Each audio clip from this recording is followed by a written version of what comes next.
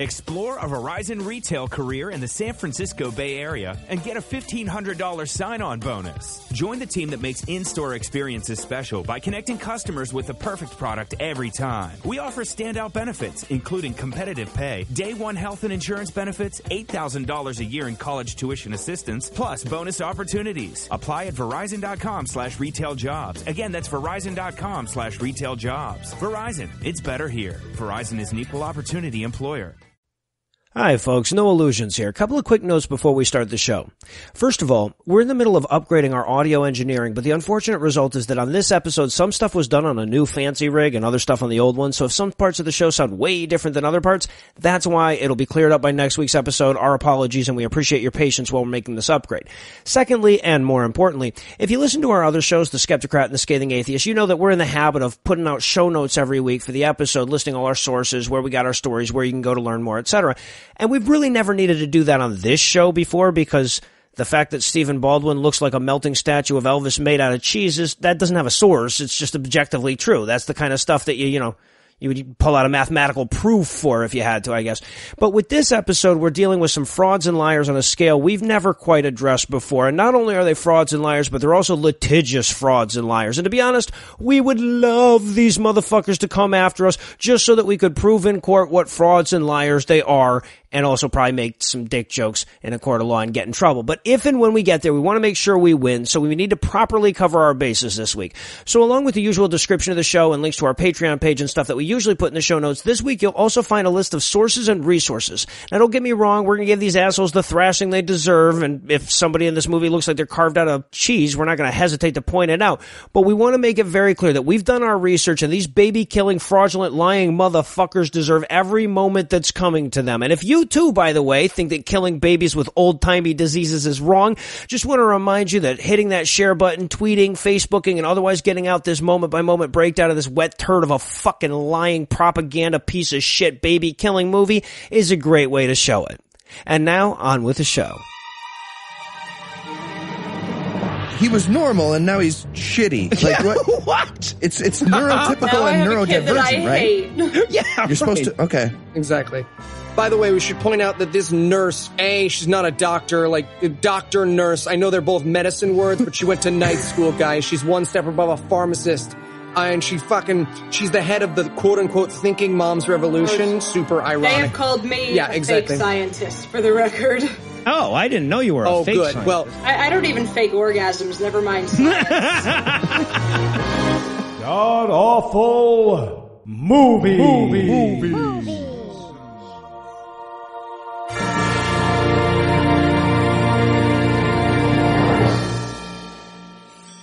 Welcome back to the Gamcast, where each week we sample another selection from bullshit cinema, because sometimes non-Christian movies need us too. I'm your host, Noah Lugeons, and sitting to my immediate left is my good friend Heath Enwright. Heath, welcome back.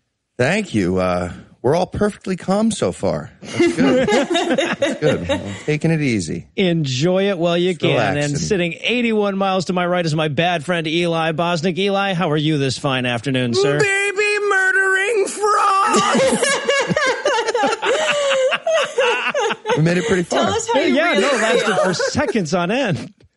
And, of course, sitting one coast to my west is our good friend Yvette Detremont, better known as the Psy Babe. Yvette, welcome back to the show. Thank you for having me on this lovely afternoon in which I'm fighting off a cold, but I'm ready to be here to fight fucking pseudoscience. All right, well, we'll find. It might be autism. We'll find out by the end of the show. Now, of course, this is your second time on the show, but this is the first time the audience is actually going to hear you. So once again, and publicly this time, sorry for making you watch What the Bleep Do We Know for no fucking reason whatsoever. I will eternally hate you for that, but because I adore Eli and the rest of you guys so much, I will forgive you, and because Vaxxed was such a fucking popcorn munching piece of excrement, I was like, okay, I'll do it for Vaxxed.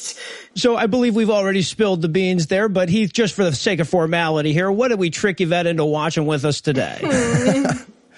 We all watched Vaxxed, from cover-up to catastrophe, or what I like to call Phase 1, everyone gets autism, Phase 3, profit.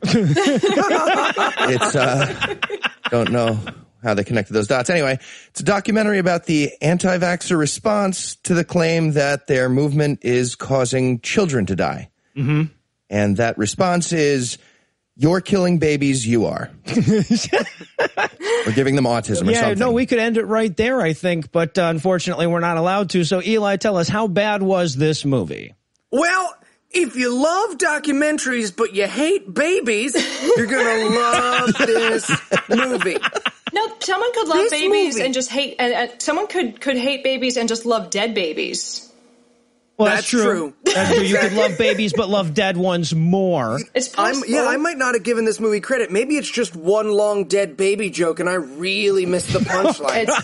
It's actually a culinary show. They just maybe they're a bad comedian, and they just swung and a miss on the punchline. I mean, that's it. They were like, people like these dead baby jokes. Let's go for one of those, but a whole movie. I get it. Let's go for one of those, but a whole generation. This is a movie by a proven fraud about accusing other people of fraud. That is this movie.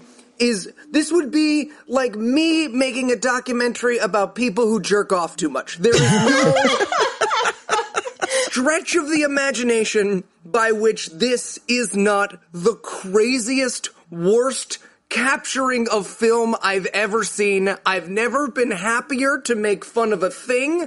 I am only sad that Andrew is not here to hear the words that are coming out of my face about him and his shitty little band of pseudoscience, baby-killing, liar, asshole friends. I hope you get killed by the X-Men Wolverine. I hope the X-Men Wolverine bursts out of your chest like a fucking face hugger and then just spends the rest of eternity ear fucking either side of his head like Doctor Who. I didn't know Doctor Who did that. Eli, I feel like you held back.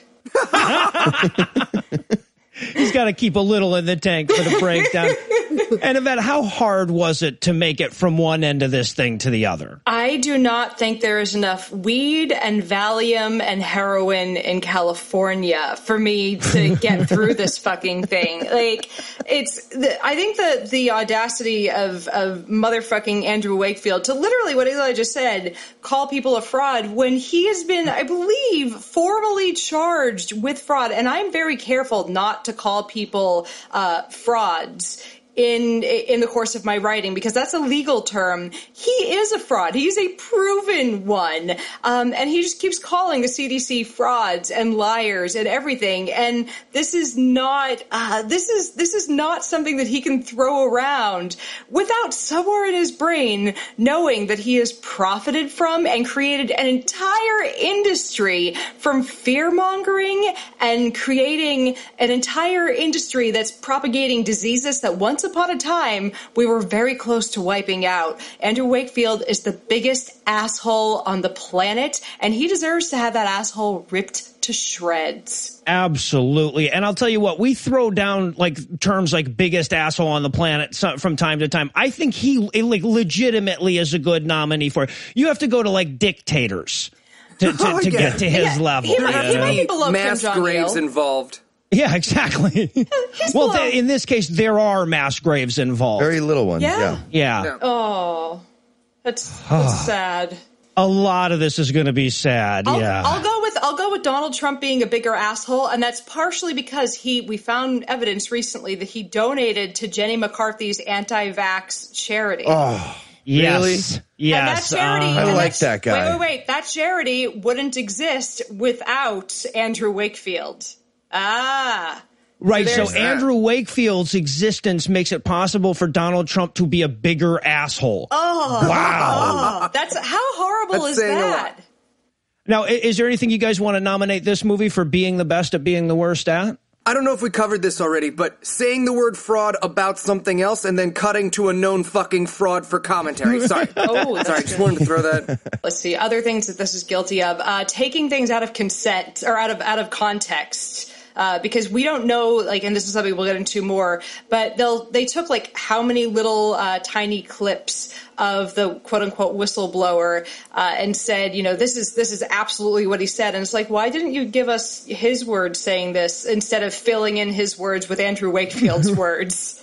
Right. I'm going to say best worst, knowing when you're making yourself look stupid. And this is similar to Eli's answer. Like a good 30 minutes of this movie is really smart people saying this movie is wrong and they forgot to take it out. Why would they put so many prominent people? Like you could just find like some schmuck saying these things to make that point, but they keep showing the president and the fucking Bill Gates and the fucking Surgeon General and shit saying, no, this is definitely wrong, and then countering it with lady from YouTube.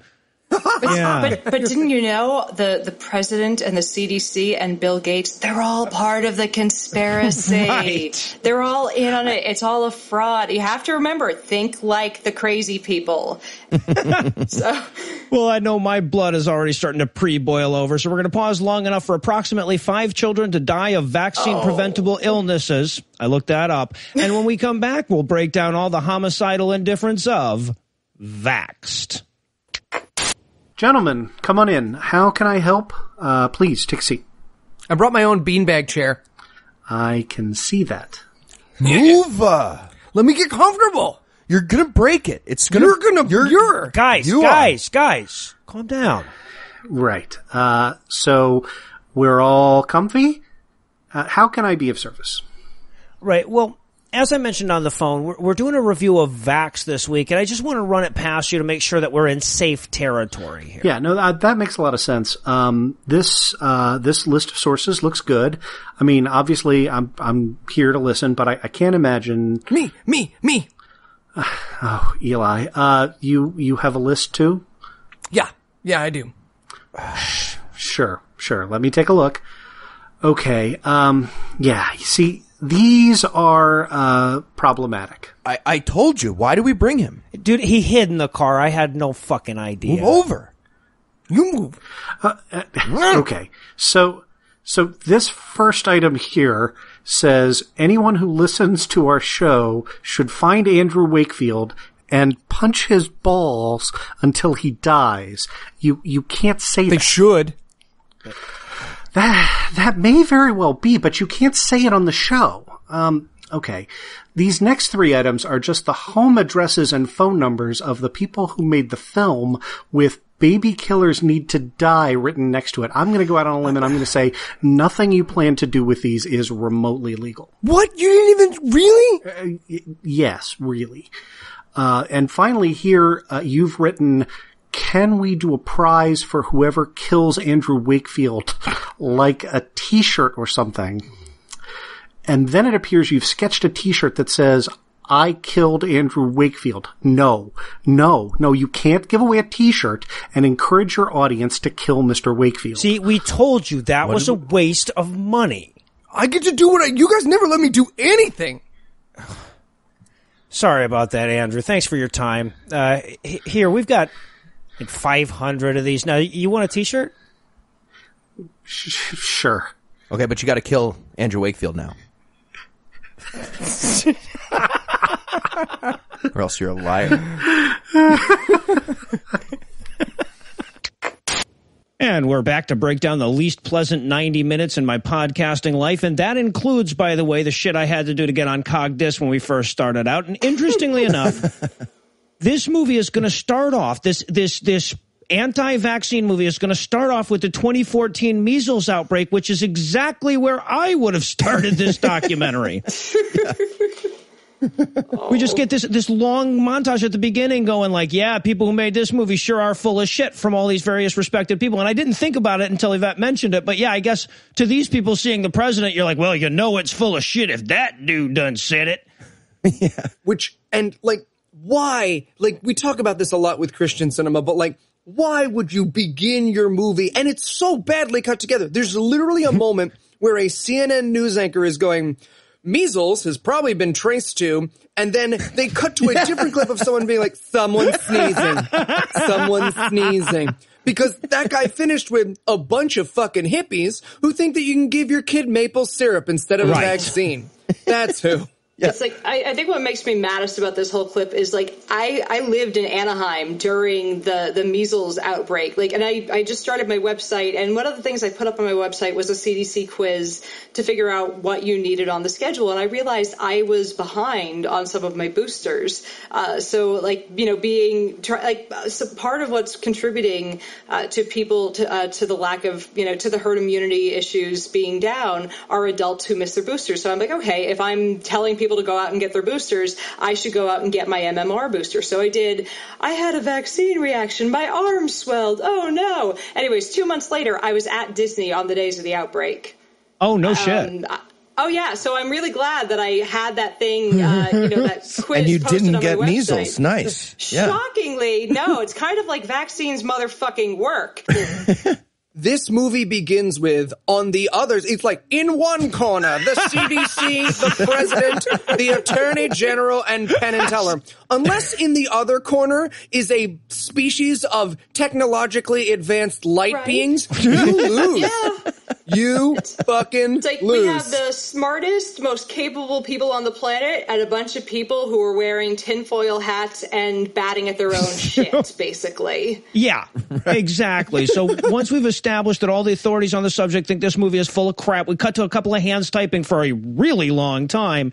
And it starts like this is going to be the mea culpa from Wakefield, right? That's what I thought, because the words are like, we lied about the science, we committed fraud. And I'm like, oh, I got the wrong impression about this movie altogether. But no, apparently this is this CDC whistleblower, and I have that in quotes every time it appears in my notes.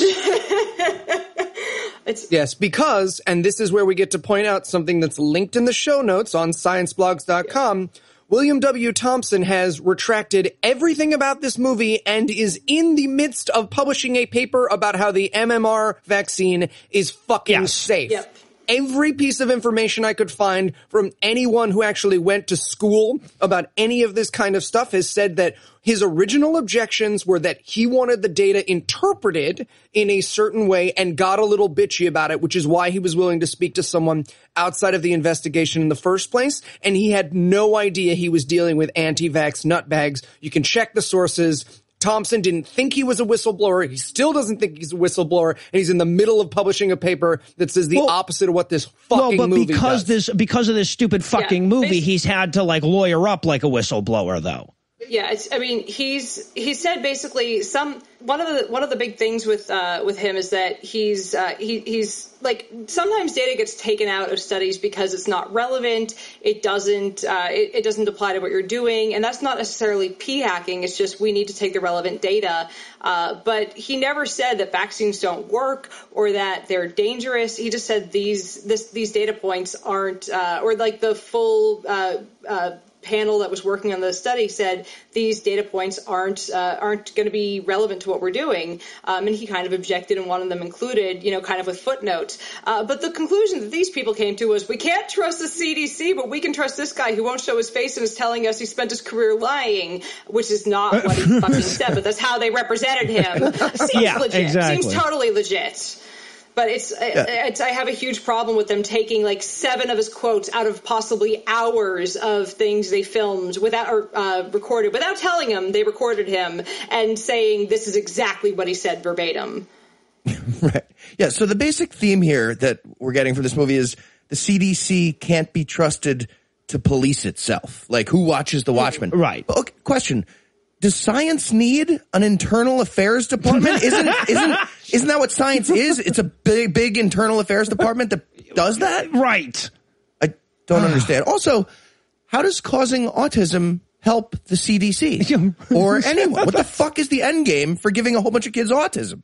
See, but this is the part that the movie left out. You see, think about all the scientists and mathematicians and engineers, you know, little bit spectrumy, right? They don't like hugs. They still think pocket protectors are okay to wear. They're keeping the business alive. Or they just want to be cool compared to the general populace. I get it. 2032, 50% of the kids will have autism. And of that, like, what? 1 out of 10 becomes a NASA engineer. We're going to the moon, motherfuckers. That's all. It's funny. Yeah. They've shown that a high percentage of people who have autism go into the sciences. So technically, autism causes vaccines. Oh, shit.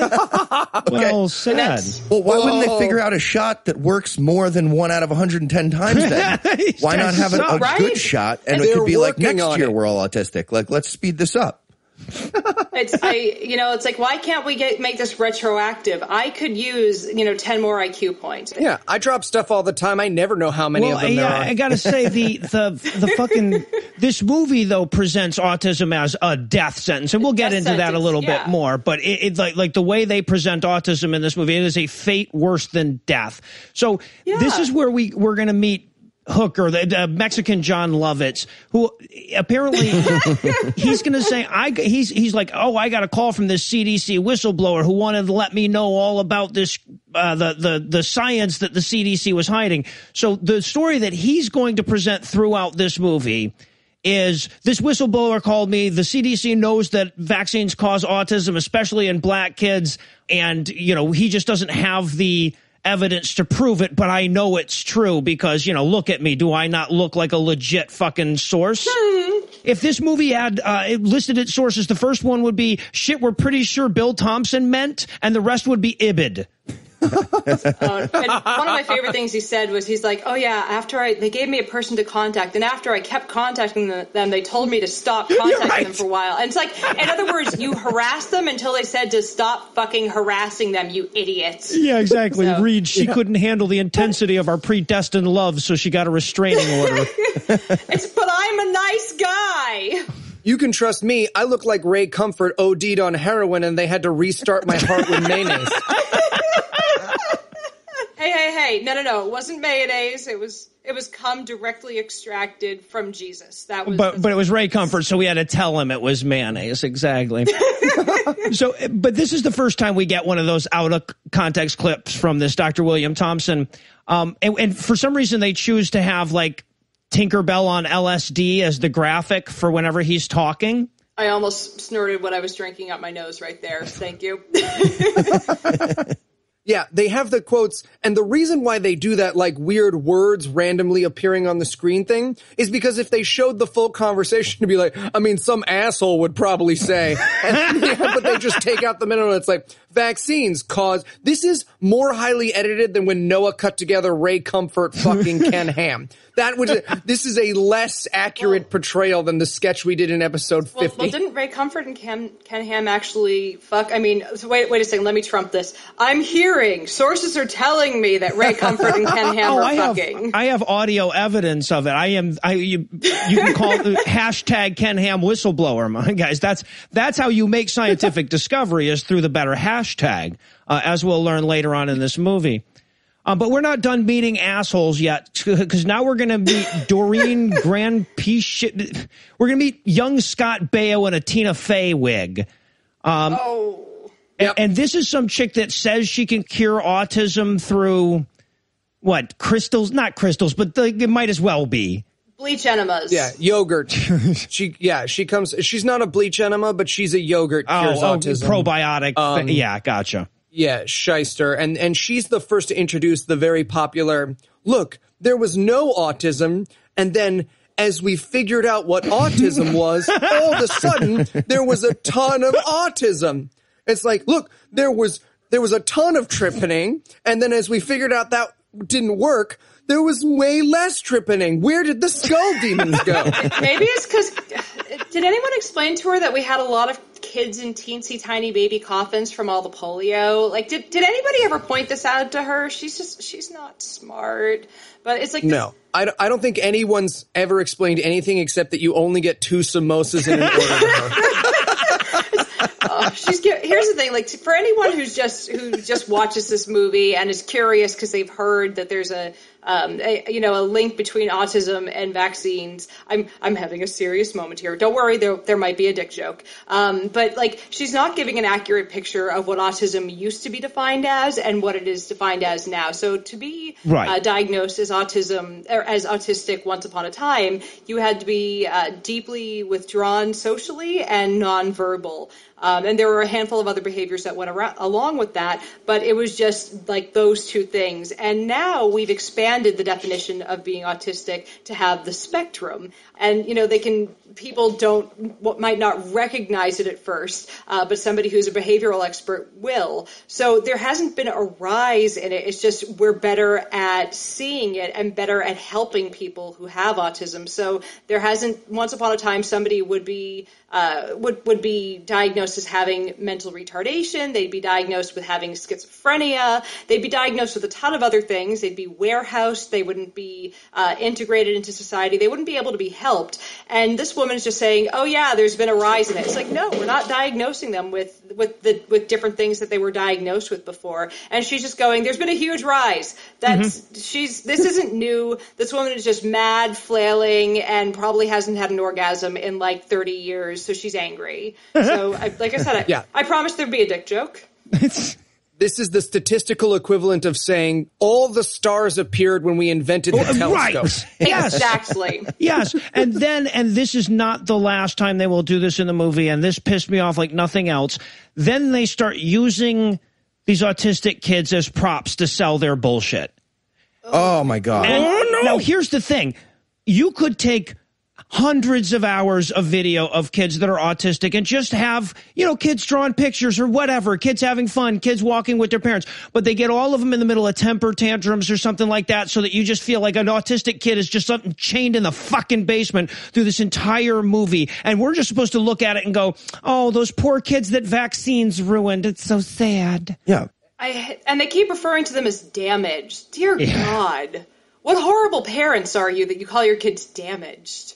That's fucked up. And they chose like extremely severely autistic children for this entire montage. Yeah. And if these children could speak, they'd probably say, please don't put me in a movie. Right. And if you do, please don't put me in a movie that kills other children. I appreciate it. No shit. Right. And for the autistic people who can speak, we're going to get to it. We're going to get to the scene, but there are several times throughout this movie in which parents in front of their children who very clearly understand language are like, yup, he's broken. He'll never have a normal life. He's ruined forever. And it's like, that kid can fucking hear you. He's watching Blue's Clues.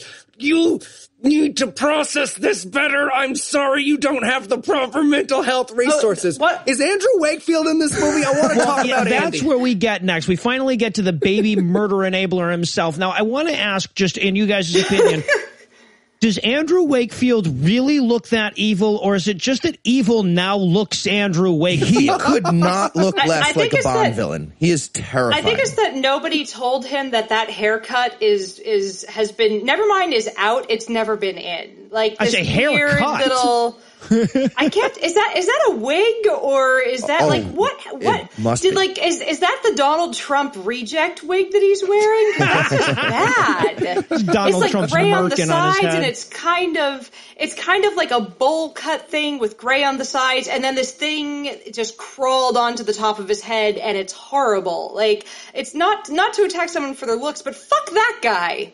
Oh my God, an actual shark with a laser beam would be more subtle as the bad guy. Yeah. Oh, I hope Andrew Wakefield gets eaten by bears on tricycles. Bears wearing bright red hats made out of uranium. I hope all the skin on Andrew Wakefield's body gets eaten off by the Lorax. Andrew Wakefield should literally fuck himself to death. Literally, he should, in the attempt of getting his dick up his own ass, it should fall off and he should die from the blood loss. That is what I pray for each night before I rest. And I hope while this is happening, he's being kept alive by machines so he can feel the pain for longer. And he's being kept alive by machines that make sure that all of the opiate receptors in his body are blocked so his natural endorphins don't get through. And it's like she's really thought this through. Oh, no, it's just that I have a background in toxicology, so I know how to make someone hurt. I see. So there's not a graph with this listed out as a plan on the wall beside you or anything? Oh, no. Okay. This is just my jobs have included explosives research, toxicology research, and pesticide research, so I know how to fuck you up. But it's a good thing that I only have bad thoughts and never bad intentions, because if I ever really wanted to fuck up someone's life, I could.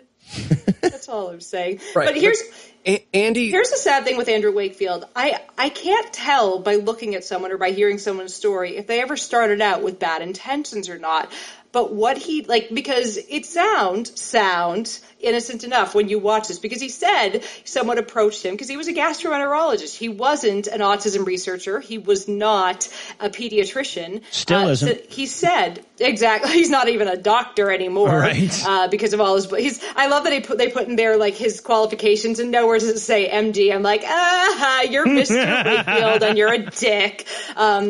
But it's it's easy for somebody he said that parents came to him saying my child is having these gastroenterology issues and they're having and they're autistic. Can you look to see if there's a link? And it's true that in science we start off with a correlation and see if there's a causation. That can happen. But after the study was retracted and severely just panned in the scientific community, he didn't say, okay, I might have made a mistake. This needs 5,000 children to be studied, not 12. Right. He doubled down. And that's not what you do in science. You self-reflect and say, what did I do wrong? And he didn't just double down. He promoted fear, and he tried claiming, and the way he's representing himself in this movie is so not what happened and so not scientific. Also, fuck Andrew Wakefield. Yes. Oh, Just by all fuck means. him in the fucking neck. Yeah, well, Don't give him the pleasure, but fuck Andrew Wakefield in the fucking neck. Yeah, fuck him somewhere where there wasn't an orifice to begin with. Exactly. Give him a tracheotomy hole without antiseptic and fuck him in that. And it's crazy. When we meet him, am I remembering this correctly? He literally says, there's no reason I should be studying autism. I didn't study anything about that in my medical training. Right. That's how we start with this character. Am I wrong? Well, yeah, but I mean, that's after we have Anderson Cooper come on and say, Andrew Wakefield is full of shit. And then we meet Andrew Wakefield and he says, I don't know what I'm talking about. I don't think they knew the cameras were on sometimes. Andrew Wakefield is such a fraud, it made the fucking news. Because here's the thing, Yvette just talked about, you take a moment and you learn when you make a mistake in science. Most people who make mistakes in their medical journals don't do so to the fact that it makes it to fucking Anderson Cooper's desk. I'm not saying there aren't medical mistakes now and then, but it's rare that you fuck up so badly that it's on every major news channel and you have to start calling yourself Anders. There is, I believe, a website called retractionwatch.org, and it goes through when papers have to be retracted. And sometimes people will self-retract when they find a mistake in their research. That's a responsible way to do research, not doubling down when somebody points out that your research was poorly conducted. So yeah, people get things wrong, but we learn from it. We don't keep doubling down on bad stuff. He should have had his research checked by somebody else, verified by an independent laboratory, and should have had a much larger sample size. And then he would have seen, hopefully, that it was wrong. But we'll get to this later. He had a huge investment monetarily in why he wanted that study out there. That's for later, though. Yeah, well, and that's the big thing is that, up until that point, he hadn't actually done anything evil. He had just been a poor scientist. But now, as he's explaining this movie, this is the first of many times that I thought, did I secretly come in and re-edit this movie and then forget about it or something? Because right in the middle of him talking, it just cuts in with a clip of Bill Gates on CNN saying he's a liar and his lie has killed thousands of kids. And I was like, is it required by law that when he shows up on video for more than 50 seconds, someone has to say that? Or do they do that on purpose? Bill just bought a buyout. He was just like, here's $1 billion. Every time Andrew Wakefield's on screen, I want this hacker to go in and just insert this clip. They must have had a conversation like this. Okay, who could we show disagreeing with us? Someone not credible. Some guy's like, Surgeon General? No, already did that. Okay. And President? What about Bill Gates? Perfect. Where... What? Bill Gates puts tons of money into vaccinating children in the third world, so it was a good. The third world, the developing world. It was a good pick. I see. I see. But it's also somebody that the assholes can demonize because they think he has a financial stake in it. Oh, right. Yeah. Again, you got to think like an idiot when you're watching these fucking things. And then we meet yet another asshole, and this is going to be a pivotal asshole. This is the investigative journalist, again in quotes, by the name of Del Bigtree. Yeah. Yeah, Jason Segel stranded on a desert island. Billy Connolly going undercover as the last guy left in the sports bar. Yeah. It looks like he's about to sell me used hockey skates out of his van. And apparently he didn't want to print up more resumes, so he decided to keep his porn star name as a what the TV fuck kind of producer. name is Del? With a bullshit nom de plume like that, you deserve rubella, asshole. And he puts forward the main argument of this fucking movie. Everything you need to know about this movie is the first thing he says. He says, look, all the scientists agree and agreed, but the parents thought differently. Oh. And then he puts on fucking Shirley MacLaine's A Mother's Love and just accompanies himself on the guitar for 90 more minutes. The customer is always right. Yeah, right. This movie. Like, my question is, why didn't he ask 80-year-old parents who remembered polio? He asked 45-year-olds who have never seen an iron lung. Yeah, right, exactly. He literally comes up to the camera and he's like, all right, I know we have all these controlled studies proving this wrong, but what about these anecdotes? Right, exactly. And also, there's a lot of this, like, I guess the scientists and doctors must think that a mother wouldn't know something's wrong with their child. And it's like, really? Smell your baby's tummy. What disease does he have? Why are we even bothering with diagnostics? It's like he presents himself as an investigative medical journalist. Yes. I did my due diligence. He's never worked as an investigative journalist. He's a television producer. There's a huge difference. And one of the shows he produces is The Doctors. I promise you, these places are not giving out accurate medical information. His medical information on The Doctors is slightly more likely to be accurate than on Dr. Oz, which still means you have a hit rate of like maybe 60% accurate. The reputability for sources like medical shows, quote unquote medical shows, are about as accurate as a moldy block of toe jam from Donald Trump. And look, after this, the guy shows a crying baby with a fresh vaccine injection in his arm. So of course he's right. Of course. Right, because babies would only cry when they get a shot if it was giving them autism. I'm sure the baby can sense the autism coming on, and that's why he just cried after getting a needle jabbed into me. And the whole goddamn argument the guy's making is, well, look, the vaccines happen and then the autism diagnosis not so far after. Yeah, so if the sun doesn't make my piss, then why do I have to always go in the morning? What the fuck are you even trying? How do you get there yourself? I'm borrowing that argument, by the way. Sun makes pee. Yeah, that's what I took away from this fucking movie. But yeah, and then he like basically says, well, I think we can all agree that no parent would ever overestimate how sick their child is. Like, what kind of bullshit? Like that your nose should grow when you say that. Of fucking course, every parent. My mother thought I've had cancer 3 times this week. Of course. Have you ever met a first-time parent? They're always bringing their kid to the ER for the sniffles. I think he has bubonic plague. I mean, they're either trying to bring back things that have been that have been gone since the Dark Ages, or they're Googling things and thinking that they have things that have been gone since the Dark Ages. And it's not that these are bad parents. It's just that they're scared, and that's part of the reason why this anti-vax thing has happened. Is because we have scared them into being afraid of the thing that's going to save them. Right. Well, and there are villains in the story. They are not necessarily the parents that don't get the kids vaccinated, although they're not necessarily not those people either. Speaking of villains, this is where we meet a British Ann Coulter and her husband. Now, I love it's the anti-Psy babe. I have so much anger for this woman because she started off as the victim here and turned into, like, as soon as you start selling the pseudoscience, I'm done with you. Yeah, right. Yeah, so we should point out that, because they never mention this in the movie, Polly Tommy, who is this woman who looks like they inflated her tits with a bicycle pump for the fucking shoot. Polly Tommy is married to a nutritionist. She has a son with autism. And then Andy fucking Wakefield comes to her and says, hey, you want some money to start an autism magazine that totally lies about how autism starts? And she's like, I sure do, because my husband's a nutritionist. That's a nonsense word. And that eat fruits and vegetables business seems to be running out.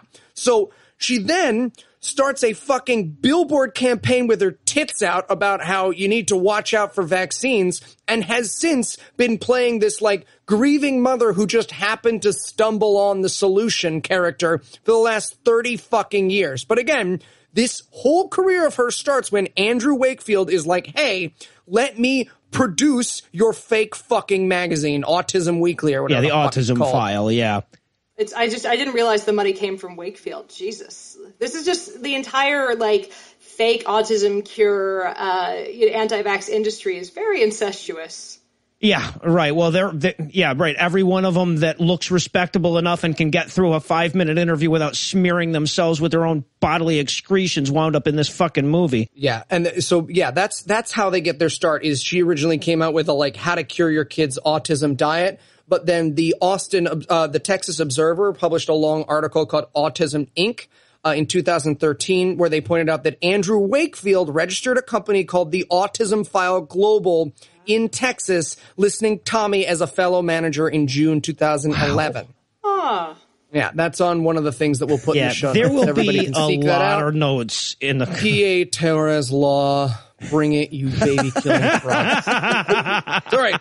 Sorry. What? So yeah, she's talking funny things about her appearance. No, she's saying, like, basically when we first meet her, she's saying, like, well, I was just like any other parent, and I, responded intelligently and got my kids vaccinated, and she even says at one point, my mom called me up and told me to stop doing it, and she's a homeopathic hippie. Read, she's as stupid as possible while still able to put articles of clothing on the right body parts. But according to this movie, what this lady should have done is ignored all of medical science and listened to her artist, hippie, homeopathic mom. Yeah. And that's literally the story she tells. She was like, well, and I thought, man, I better listen to doctors. What a fool I was. Yes, exactly. If only I had it to do over again, new parents with fucking vulnerable children. Parents, I love babies, so now I'm an authority on them. This is not how this works. Please, yeah, parents, exactly. Don't buy into that. Buy into the whole, like, it's, and this is a line that I hear all the time. Doctors don't know everything. Doctors might not know everything, but you know who really doesn't know everything? A mommy blogger who thought they learned how to heal you with 2 weeks of classes on fucking essential oils. Right. That's just fact. Well, that's just the thing. It's like they don't know everything, so therefore everyone's knowledge is equal. No, there's more and less that, it's not just everything and then nothing. I'm thinking of a number between 1 and 1 million. If you can't guess what it is, I also have a doctorate. Yeah, the hippie homeopathic grandma actually ends up being the good guy in her little story, like wrangling rainbows. No, I'll take your advice. Perfect. Yeah. Right. Great. That's so weird. And then we get to meet our first doctor from the doctors. That's Jim Sears, who looks like Mel Gibson is allergic to something. Yeah, who has since written a book about spacing out vaccines. He looks like Peyton Manning evolved just a little bit more. And here's the thing. They present him as, I'm just a pediatrician who comes to this cold knowing nothing about this vaccine controversy except what I was told by the CDC. I bet you can't convince me. Right. And not as a guy who's been featured on a blog on scienceblogs.com as run, don't walk away from these doctors. It looks like he should be arguing with Guy Fieri about what medium rare means and then buying his son's love every other weekend. Right. But he is the setup to the eventual payoff we'll have in this movie, where he's basically like, look, I'm a doctor. I went to doctor school. Nothing could ever convince me to be anti-vax. Like, and it's just, I don't know. I don't even understand how they can get away with it. No, I understand exactly how they can get away with this. They made this movie for a specific audience, and this audience is already in love with these people. Right. Yeah, this is listed under confirmation bias category. Well, exactly. And that's the thing. What this movie is here for, and the reason why they keep showing the CNN clips and shit like that, this is a movie for the anti-vax nuts that are starting to lose the faith. Trying to show them, no. Calm down, guys, calm down. We're still right. Here's how you argue with those people. Yeah. And okay, so then we go back to British Ann Coulter or whatever, where she's talking about her baby's autism. And look, you know, discovering that your baby has autism, I can only imagine how difficult that is for you. You know, that your job as a parent kind of changed from your expectations. Your expectations for your child changed a lot. It's going to be much more difficult. You're going to have to learn a lot of new shit. I understand that that's got to be super painful. And they make us go through that several times in this movie. And it's just like, okay, regardless of what causes autism, this is true. This is not bolstering your point. This is just emotionally manipulating your audience. That's the only purpose it serves. Right. And this is where I want to point out again that every opinion in this movie is, well, you know, when my kid got autism, they turned from my bright, beautiful little baby into a robot made of suffering to just destroy this family brick by brick. And it's like, dude, your kid's fucking fine. They're differently abled, but they're fucking fine.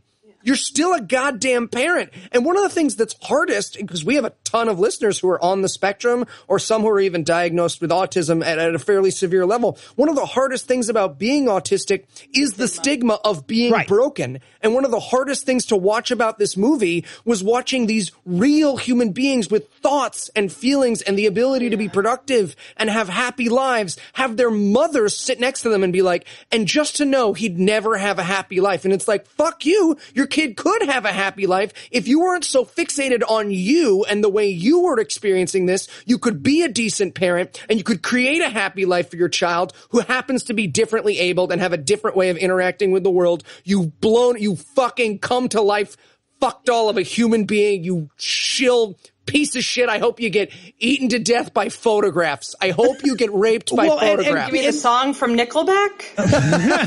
There you go. The worst thing that's happening to these children isn't the autism, it's the shitty parents. Yes.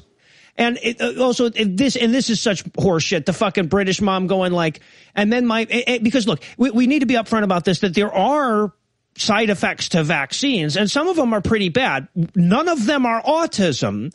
They're the bad ones are extremely rare. The benefits of vaccines are way outweigh them. But there are actual reactions that you can have to a vaccine. You can get a fever, you could have a seizure, all this stuff. So they keep like pointing that out and then saying, and then the kid was autistic only 9 months later. The seizures, and this is worth pointing out when they happen. Some you can have your body is supposed to have an immune system reaction to a vaccine. And that's because you're building immunity. Yeah, that's the whole point. To the viruses. So you can get a low-grade fever to it. Now, some children who are prone to febrile seizures, they only find out that they're going to have those febrile seizures when they get that vaccine. And you get that febrile seizure when you get a fever. But this is not that vaccines cause seizures, is that this child was prone to somebody that's going to get febrile seizures if they have fevers. So this is it's not just cause and effect, it's cause, effect, cause. Like there are a few things going on here, and people just see vaccines are evil. Like it's not like the death knell that people think it is. Like vaccines are still safe and effective and don't cause anything more than a swollen arm for most people. Right. Well, and then, of course, the British mom is standing there going, and no one ever told me vaccines had any side effects. I'm like, well, where the fuck were you in fucking junior high? Yeah, followed by a picture of the thing they give you before they give you a side effect, listing the side effect. Oh, yeah. Literally, they cut to a photo of the thing your doctor hands you and goes, here, this got all the side effects listed on it. This is what we have to do with drugs. And she's like, that's right. No one ever told me. They just wrote it on a piece of paper and handed it to me. Exactly. Yeah, I'm sorry that you're bad at reading. Yeah, iTunes never told me about the cookies. Also, they forgot to mention the list of side effects for measles, mumps, and rubella. I feel like that's relevant. And potential encephalopathy, death.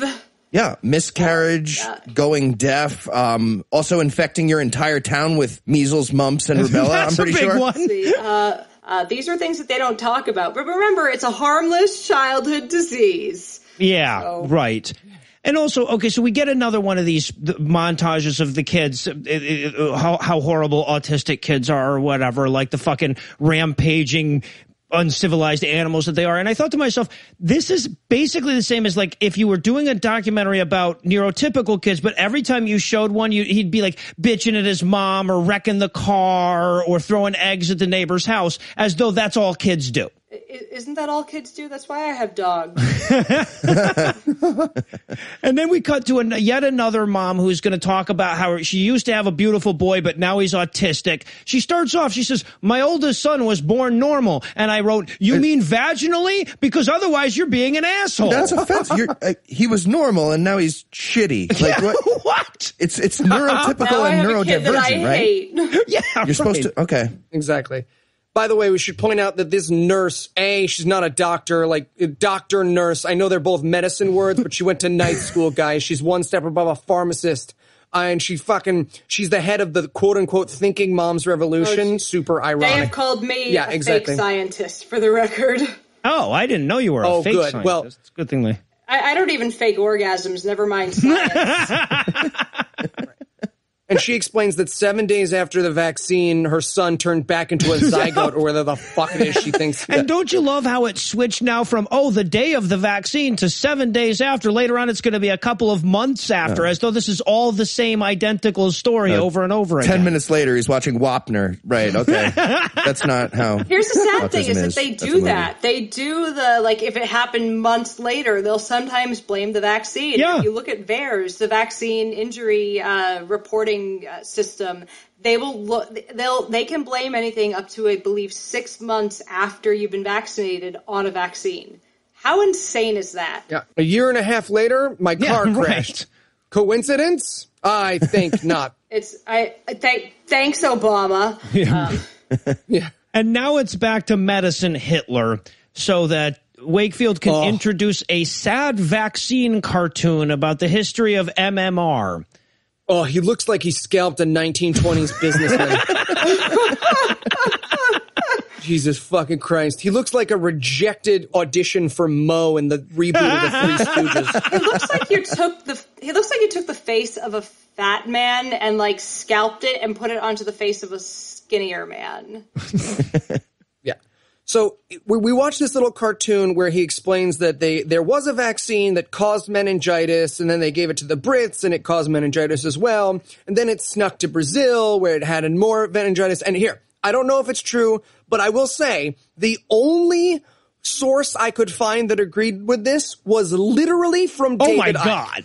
Literally from David Icke. That was the only thing. I Googled this, and I didn't find the fucking CDC or anything, or Wikipedia or some vetted source. I found curezone.org, and the source was David motherfucking lizard people Icke. There's a reason they share cruises together. It was also on Whale 2, which anytime I see it on Whale 2, that's just automatic bullshit. If someone cites Whale 2, I'm like, bye. Yeah. Adios, Felicia. It's just no. Yeah, nothing on Google about British people with torches and pitchforks storming the castle of the National Health Service in 1988.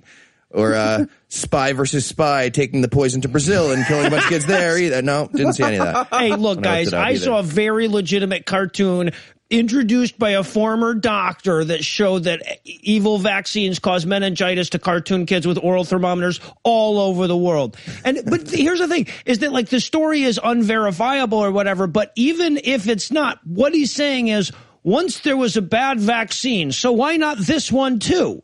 And that's the closest he ever gets to an actual claim with this. So now we're back to yet another mother talking about her fucking kid getting a vaccine and then having autism. As though maybe autism isn't always apparent at birth, but no, of course, she blames an international cabal of medical Caligulas conspiring against her child's social development.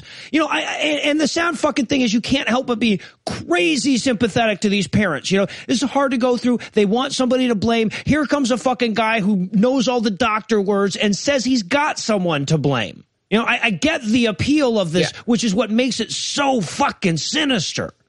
Yes, I mean, it's really hard to look at your own DNA as the cause of this.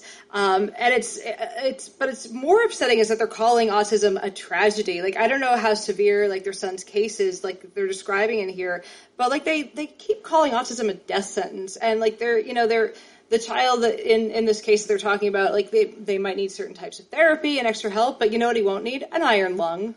Well, yes, exactly. And yet the parents are like, look at this useless fucker now. We can't even prop a door open with him. We wanted a kid that was going to take care of us in our old age or something.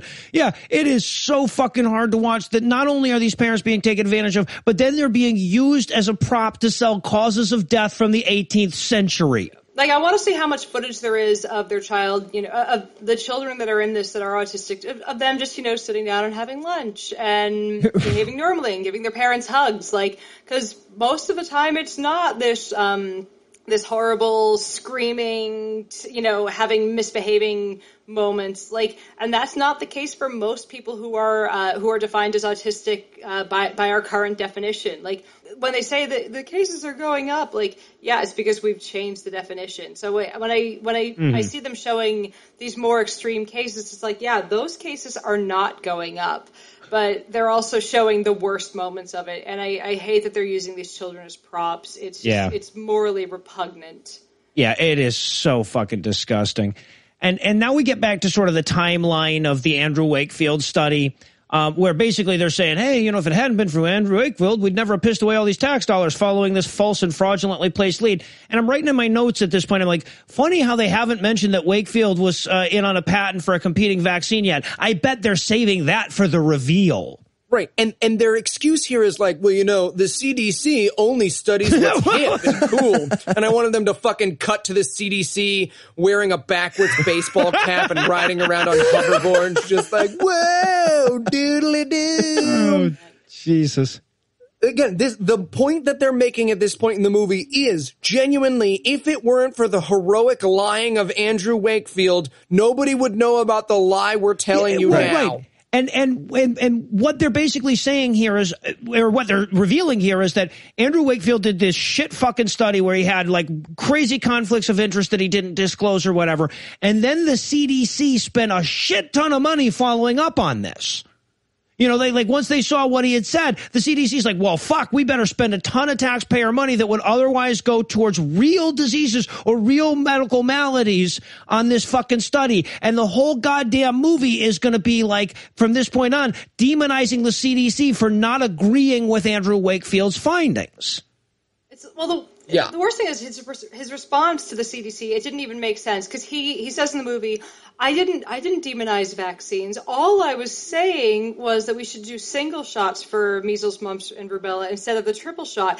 Bullshit, asshole. You know what you were saying. If he thought that the problem was with the vaccine adjuvants or with thimerosal, one vaccine is a better option than three because the child would receive fewer adjuvants with 3 in 1 as opposed to separate shots. Good point. Now, the reason why, as you said earlier, that Wakefield wanted a single shot is in the first place that he's omitting in this film. He was on the payroll of a firm that was suing the manufacturers of the MMR, and he was making his own unproven at that point measles shot. It's always about the money, and it still is because he launched this entire industry. Yeah. Yeah, and they're going after the CDC constantly in this movie, and they keep showing this locker where there's secret bad evidence. Why would the CDC have a locker of incriminating evidence anywhere? Have they heard about computers? Or just don't have that. Don't save that stuff. If you have an Illuminati conspiracy going on, just, get rid of all the paperwork after. Yeah, exactly. And now we cut to spinning newspaper shots like they just got pictures of Spider-Man, but they're actually the newspaers about this silly little fraud thing. The CDC has pictures of Spider-Man? How did you find out? I thought those were in the locker. Damn it! I need these. Yeah, but instead, those newspapers are actually about the time we caught Andrew Wakefield being a fraud and he didn't get to call himself a doctor anymore. And they don't even mention it. They just spin them onto screen like it was a screensaver that got left into the goddamn movie. So we can be introduced to Mark Blaxill, who has no fucking scientific credentials. He's associated with Safe Minds and he's entirely full of shit. He looks like Dietrich Bader, the cornhole guy from The Office. Grandfather got his nose broken for lying about vaccines and killing people's babies. He's maybe he makes baby coffins. I just these are things I'm hearing. These are things I'm hearing. We're just asking questions. People are saying it. I'm not saying it's true. I'm just saying I'm hearing it.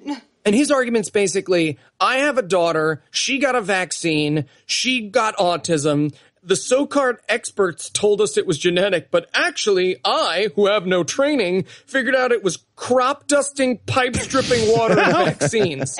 I'm amazed that they went right over to everything except vaccines. Like they went over to GMOs and toxins and pesticides. I'm like, wait, what? Were you just saying it was the vaccines? But I feel like a lot of the people that they got for this movie were the kind of people where it's just like the clock is ticking before this person starts bitching about GMOs.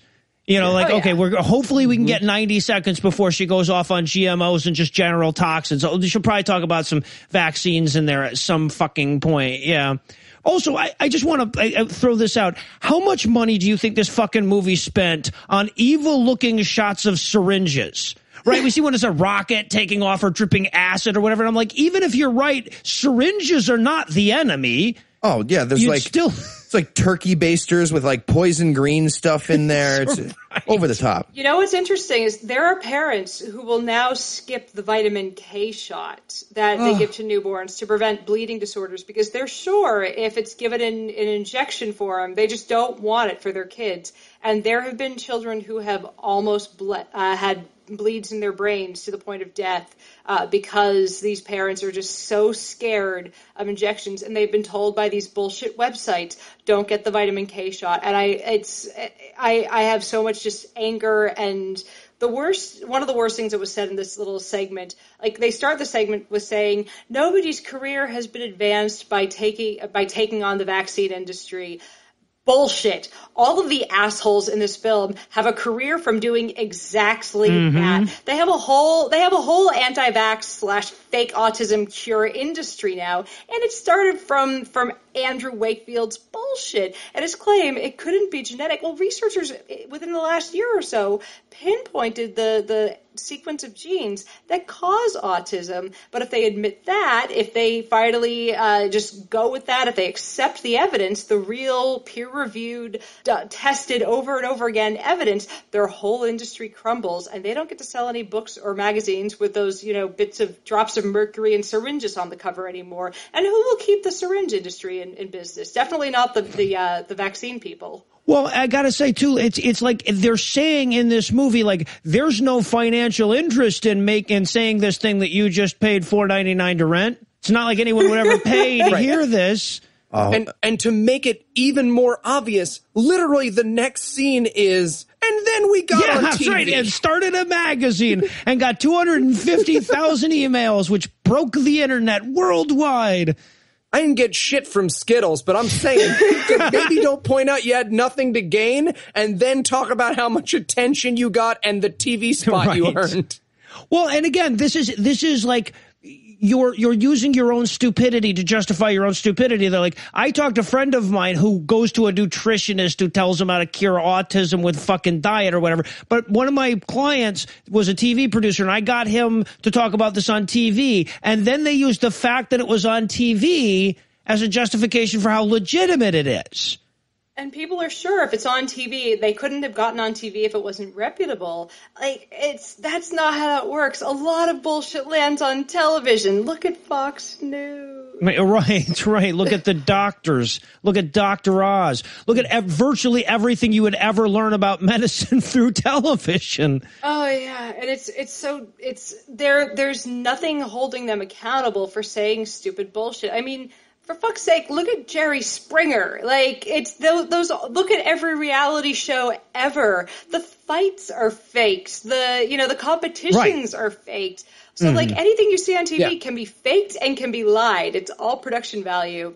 Medical TV is like if all cooking shows told you not to cook meat. Right. It's just like, here on the Barefoot Contessa, now listen, that if you cook your meat, it's going to give you the gibbles, okay? So don't do it. Don't fucking do it. Look, I'm eating this food. I'm fine. And so now we get back around to Mexican John Lovitz. Now, if you recall, he's the one who got the damaging data from the so-called whistleblower. Now, obviously, the data didn't show what they wanted it to show, because where we start with this is he's going like, well, once I got the data, I came up with my own method of analyzing data because descriptive, exploratory, inferential, predictive, causal, and mechanistic didn't give me the answer I wanted. So I came up with a whole new way where I threw darts and shit. I think he throws shit. Not throw darts. shit and darts. Yeah, exactly. And I called the one guy I knew would agree with me. And then they literally cut to Andrew being like, me? Really? With the lying? I mean, people won't trust me to read them a grocery list. Okay. Special. And then he starts quoting Eli describing his browsing history. He goes, first I looked at males, then at females, then I took a long look at young black males. And it took way longer. Yeah, exactly. But then, like, I was just about to say, you know, this movie is clearly full of shit, but then they show a graph with lines and numbers. So never mind, guys, we're wrong. And they explain how to look at a graph wrong. They literally teach you the wrong way. Listen, when my cousin was born, I made her mother insane by holding up apples and going, orange, orange. That's what this part of the movie is. All right? The way that I almost got punched in the throat by my cousin Becca is how this movie demonstrates how to read a graph. Oh, my God. Oh, you got to do that. If you got baby cousins, you got to start doing that. It's killer. Their parents lose their minds. There were so It's also less damaging than everything that happens in this movie. There's so many things wrong with this. Like when he's talking about, like, they jump around to 3 different sets of data, and eventually they get to a graph showing the autism diagnosis at certain age versus MMR vaccine. Showing, this must cause autism. No, that's not how it works. The data is barely statistically significant. And part of the reason that we saw a difference, and this is from what I read from Thompson's personal statement and from part of what he'd said in interviews, is that the required vaccinations for special needs children to attend their special needs preschools, they drilled down into this, the CDC, and that was why they omitted the data. And they said, okay, it's not the vaccines that are causing this. They got the vaccines after they were diagnosed. So that's part of the reason why they, use different sets of data. So this guy's like, I'm going to screw with the data, and I'm going to find ways that I can make it look significant. So obviously the CDC are a bunch of lying monsters who want to make sure that your kids are damaged and broken. The people who made this movie describe the relationship between data and autism the way I answer the question, is it big? It's just like, well, I mean, such a relative. Well, it might hurt if you squeeze tight. Are you measuring from 3 inches inside my body? Because that's where it begins. I don't know if you know that. The time? We have different variables. I'm almost average. It depends. Is how big is the butt plug you're using?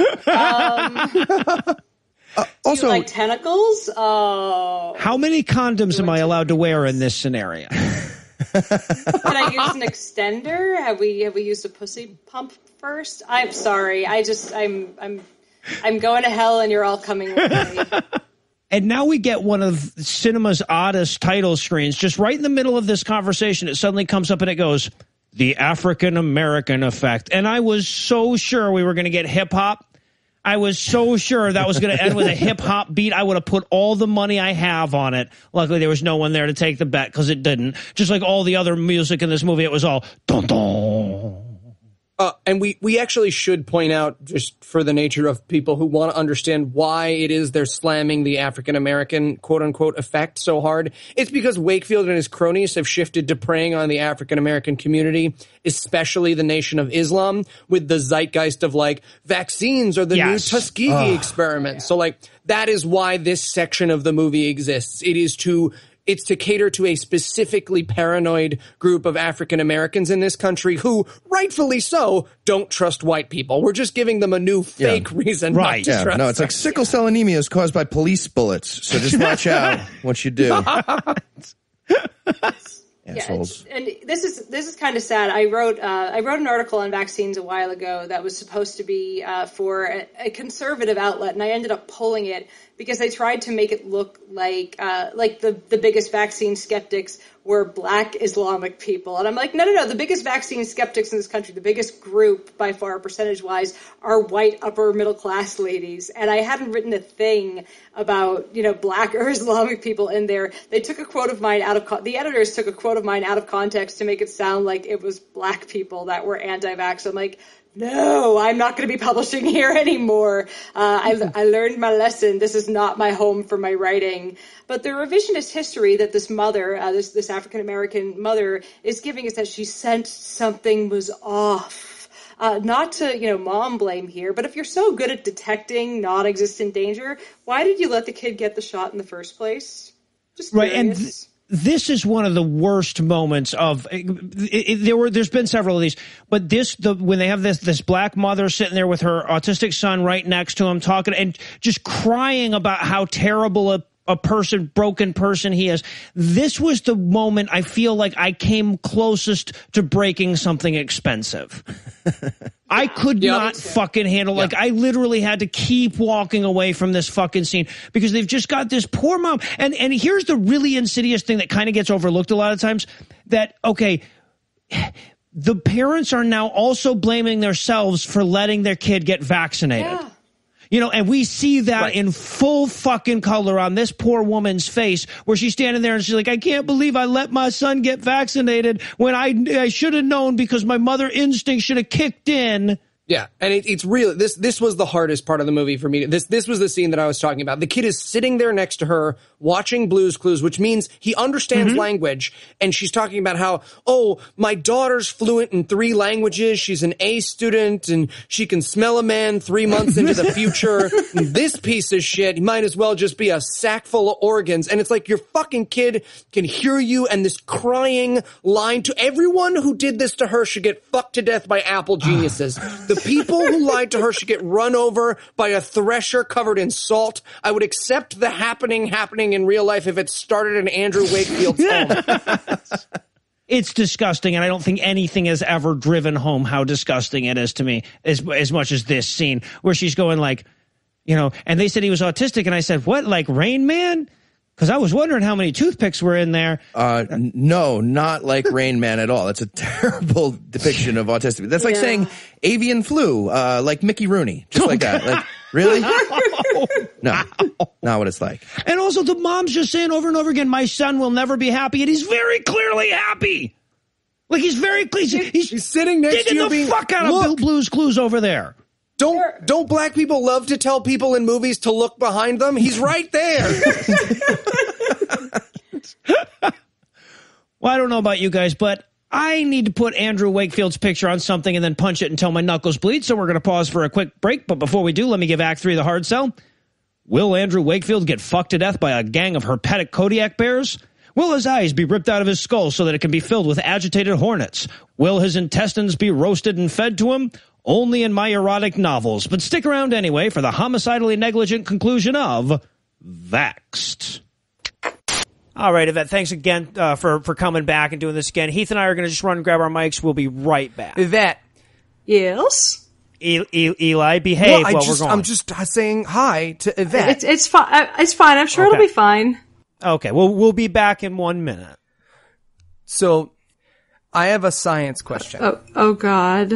No, you're the side babe. I have a science question. Eli, no. We discussed this. No. Okay, it's fine. I thought you were an educator. I had a question for my friend Yvette about science. I want to learn. I want to be a better person. Trying to figure someone with a master's degree who speaks all over the world would be willing to help, but I guess I was wrong. Okay, fine. What's your question? Where is the Borgina? I hate you. Is it on the leg? I've seen people point at their legs. I fucking hate you.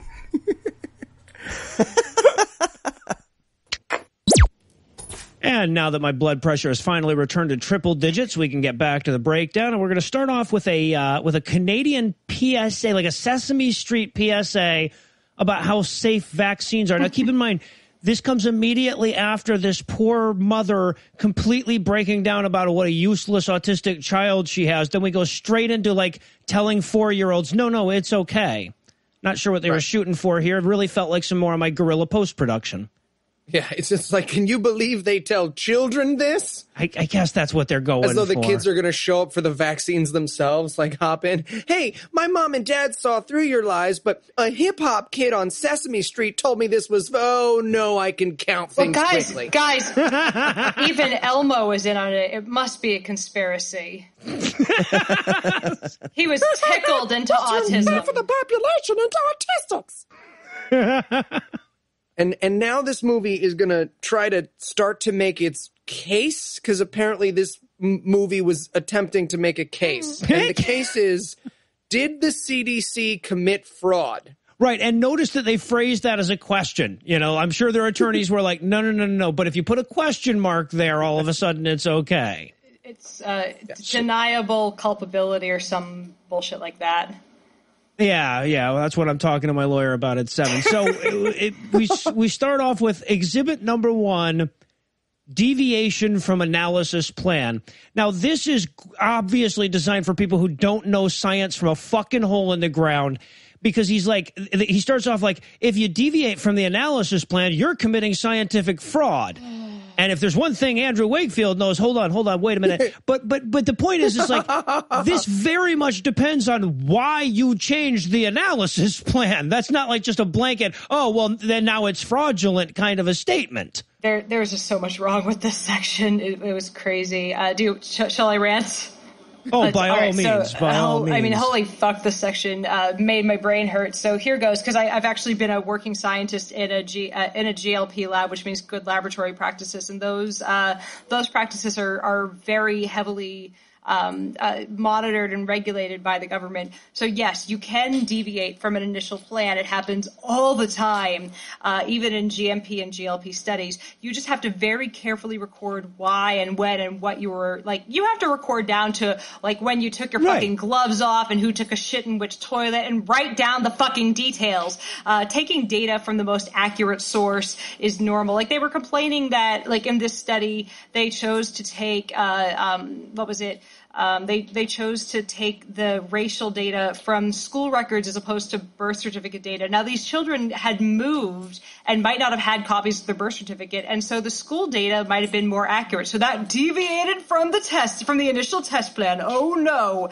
Like, one thing that they'll accuse studies of sometimes is p-hacking, so that they get the data to look like they want it to look. This was not that. This was getting, making sure they had the most accurate data, which is fine. It happens in studies frequently, and it's just to make sure you have the best data, not to make it look like you want it to look. So then, in this section, they get Nobel guy, a guy who won a Nobel Prize, to say that there's a vaccine autism link. Look, the guy did wonderful work as a virologist. He was the one who studied and isolated the HIV virus that causes AIDS. This doesn't mean that he was more than last in his med school class when it came to genetics or epidemiology studies. It's also sad that he's picking and choosing which conspiracies he believes, because there are conspiracies all over the fucking place that the CDC invented the AIDS virus or that they're hiding a cure for AIDS. And of course, he would say that's nonsense. But this one, he's done none of the research on personally. He buys into that. Good AIDS researcher, but a total asshole when it comes to autism. Yeah, and that's Luc Montagnier, and he looks like Andy Rooney dressed up for putting on the Ritz.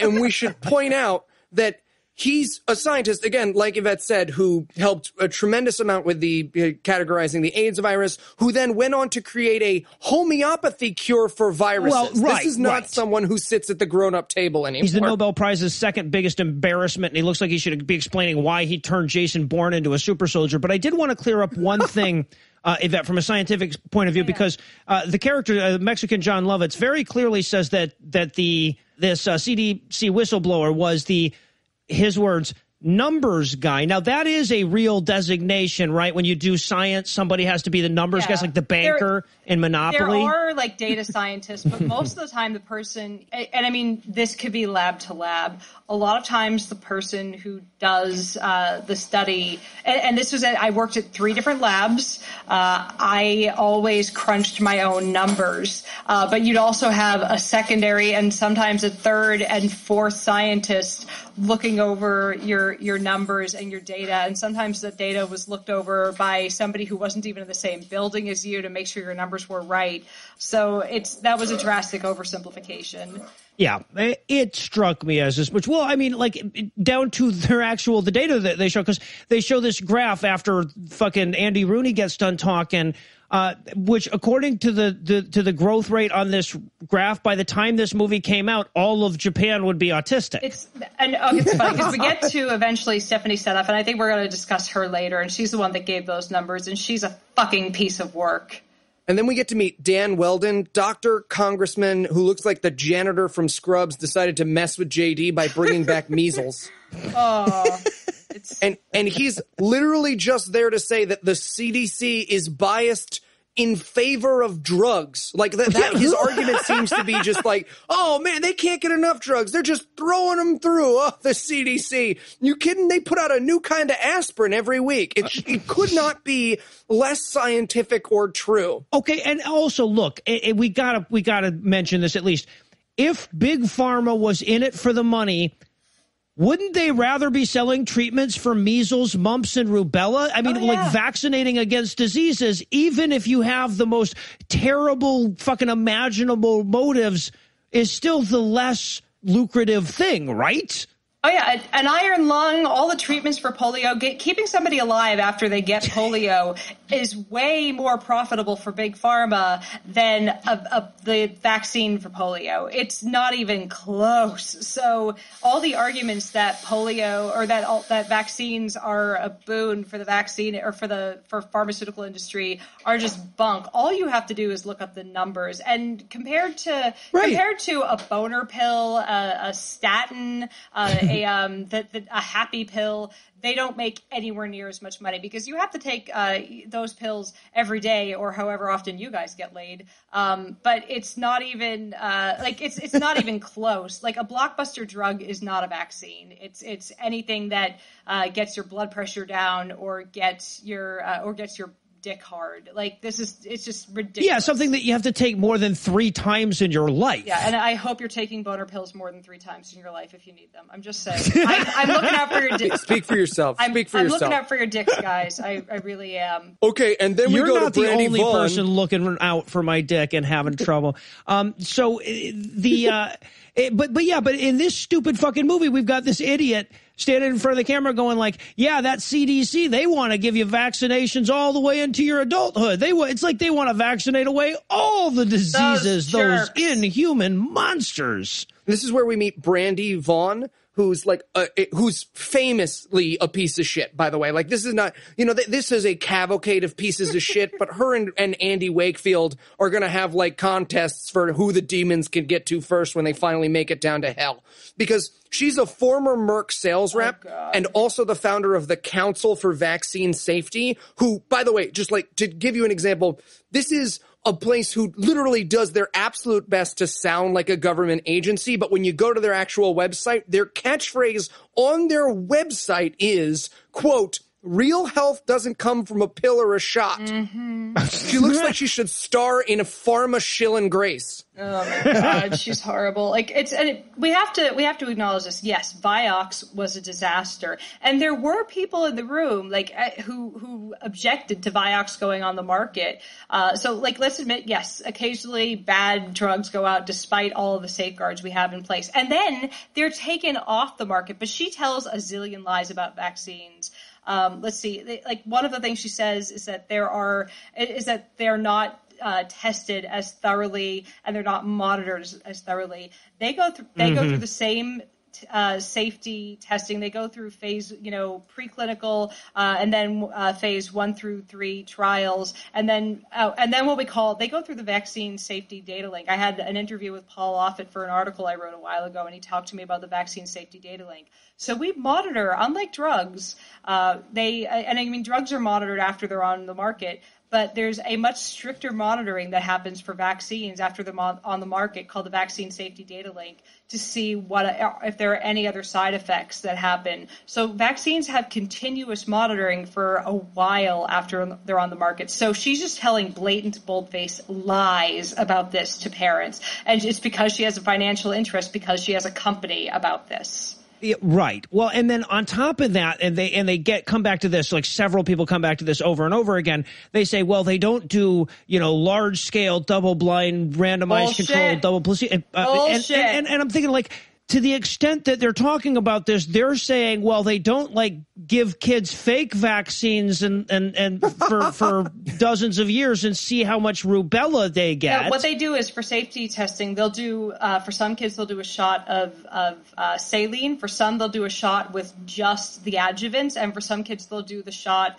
of the full vaccine to see what the reactions are. And the problem with people seeing if vaccines work is they have to, basically if a vaccine works, nothing happens.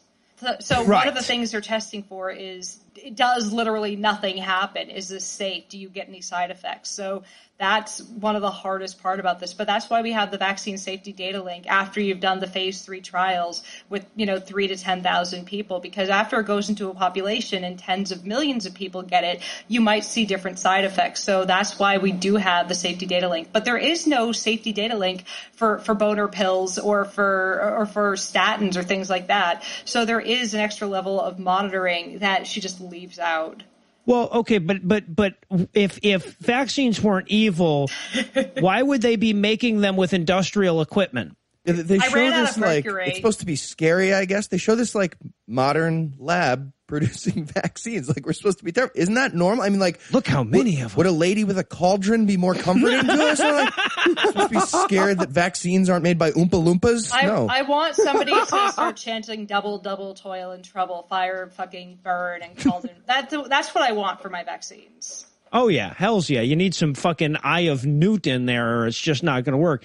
So now we're back to young Scott Baio in the Tina Fey wig, where she almost completely loses the legitimacy here because she's like, when I look at autism, I don't look at it from a behavioral perspective. I prefer to just start sentences and kind of fumble around until you turn the camera off. Yeah, my notes here are, was it caused by chemtrails, ghosts? Well, these are the questions Antonio Banderas in a wig wants to answer. This is where she starts going off on, well, it's just like the GMOs and the toxins. My stupid is multilingual, y'all. Okay, no, she says that autism is the inability to detoxify the way you need to. Fucking stupid goddamn. How did we get from vaccines to toxins and pesticides and GMOs in a movie called Vaxxed? Right. I don't understand it. Right, and pesticides are different than GMOs. GMO's the food part. That's you eat the GMO, right? The pesticides is a separate thing that goes on the outside. Well, you don't wash an apple well enough. Separately. Might as well be a GMO.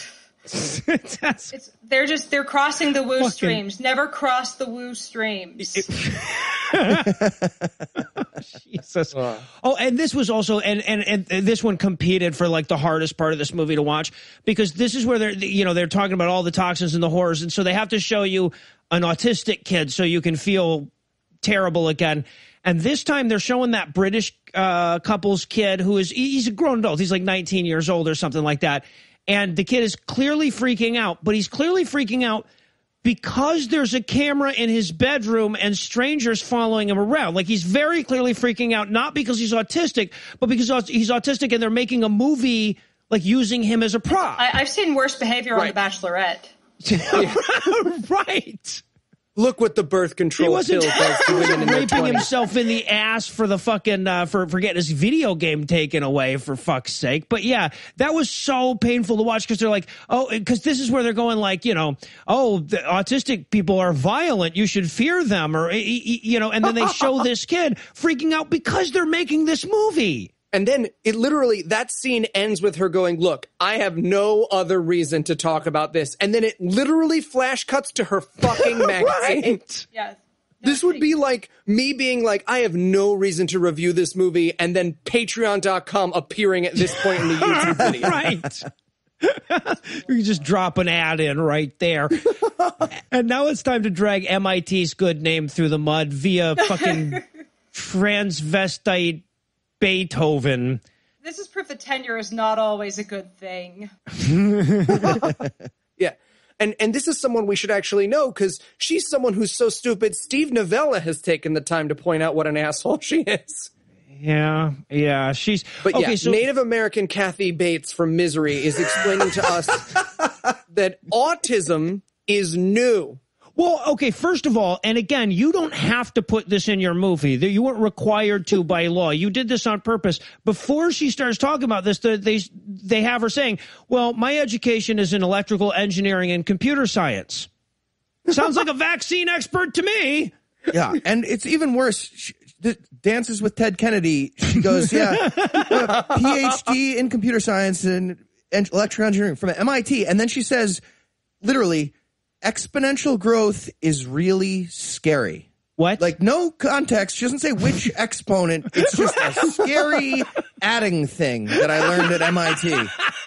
You fucking kidding me? It's clearly her background isn't in math, like or logic. There's no math in electrical. It was just I'm going to throw out words that I think my followers don't know to scare them. She looks like she should be telling you a story about Buffalo and Wolf walking across the plain, and that's probably would have gone better than her testimony in this movie. I have a BFA in drama. I'm surprised they didn't come to me. Well, okay, but here's the thing. She says in this little clip, she's like, by 2032, according to my numbers, 80% of males will be autistic. And I'm like, that's a pretty good indicator that your data are fucked, right? I mean, like, why not go to 2034 when your data show 111% of people will be autistic?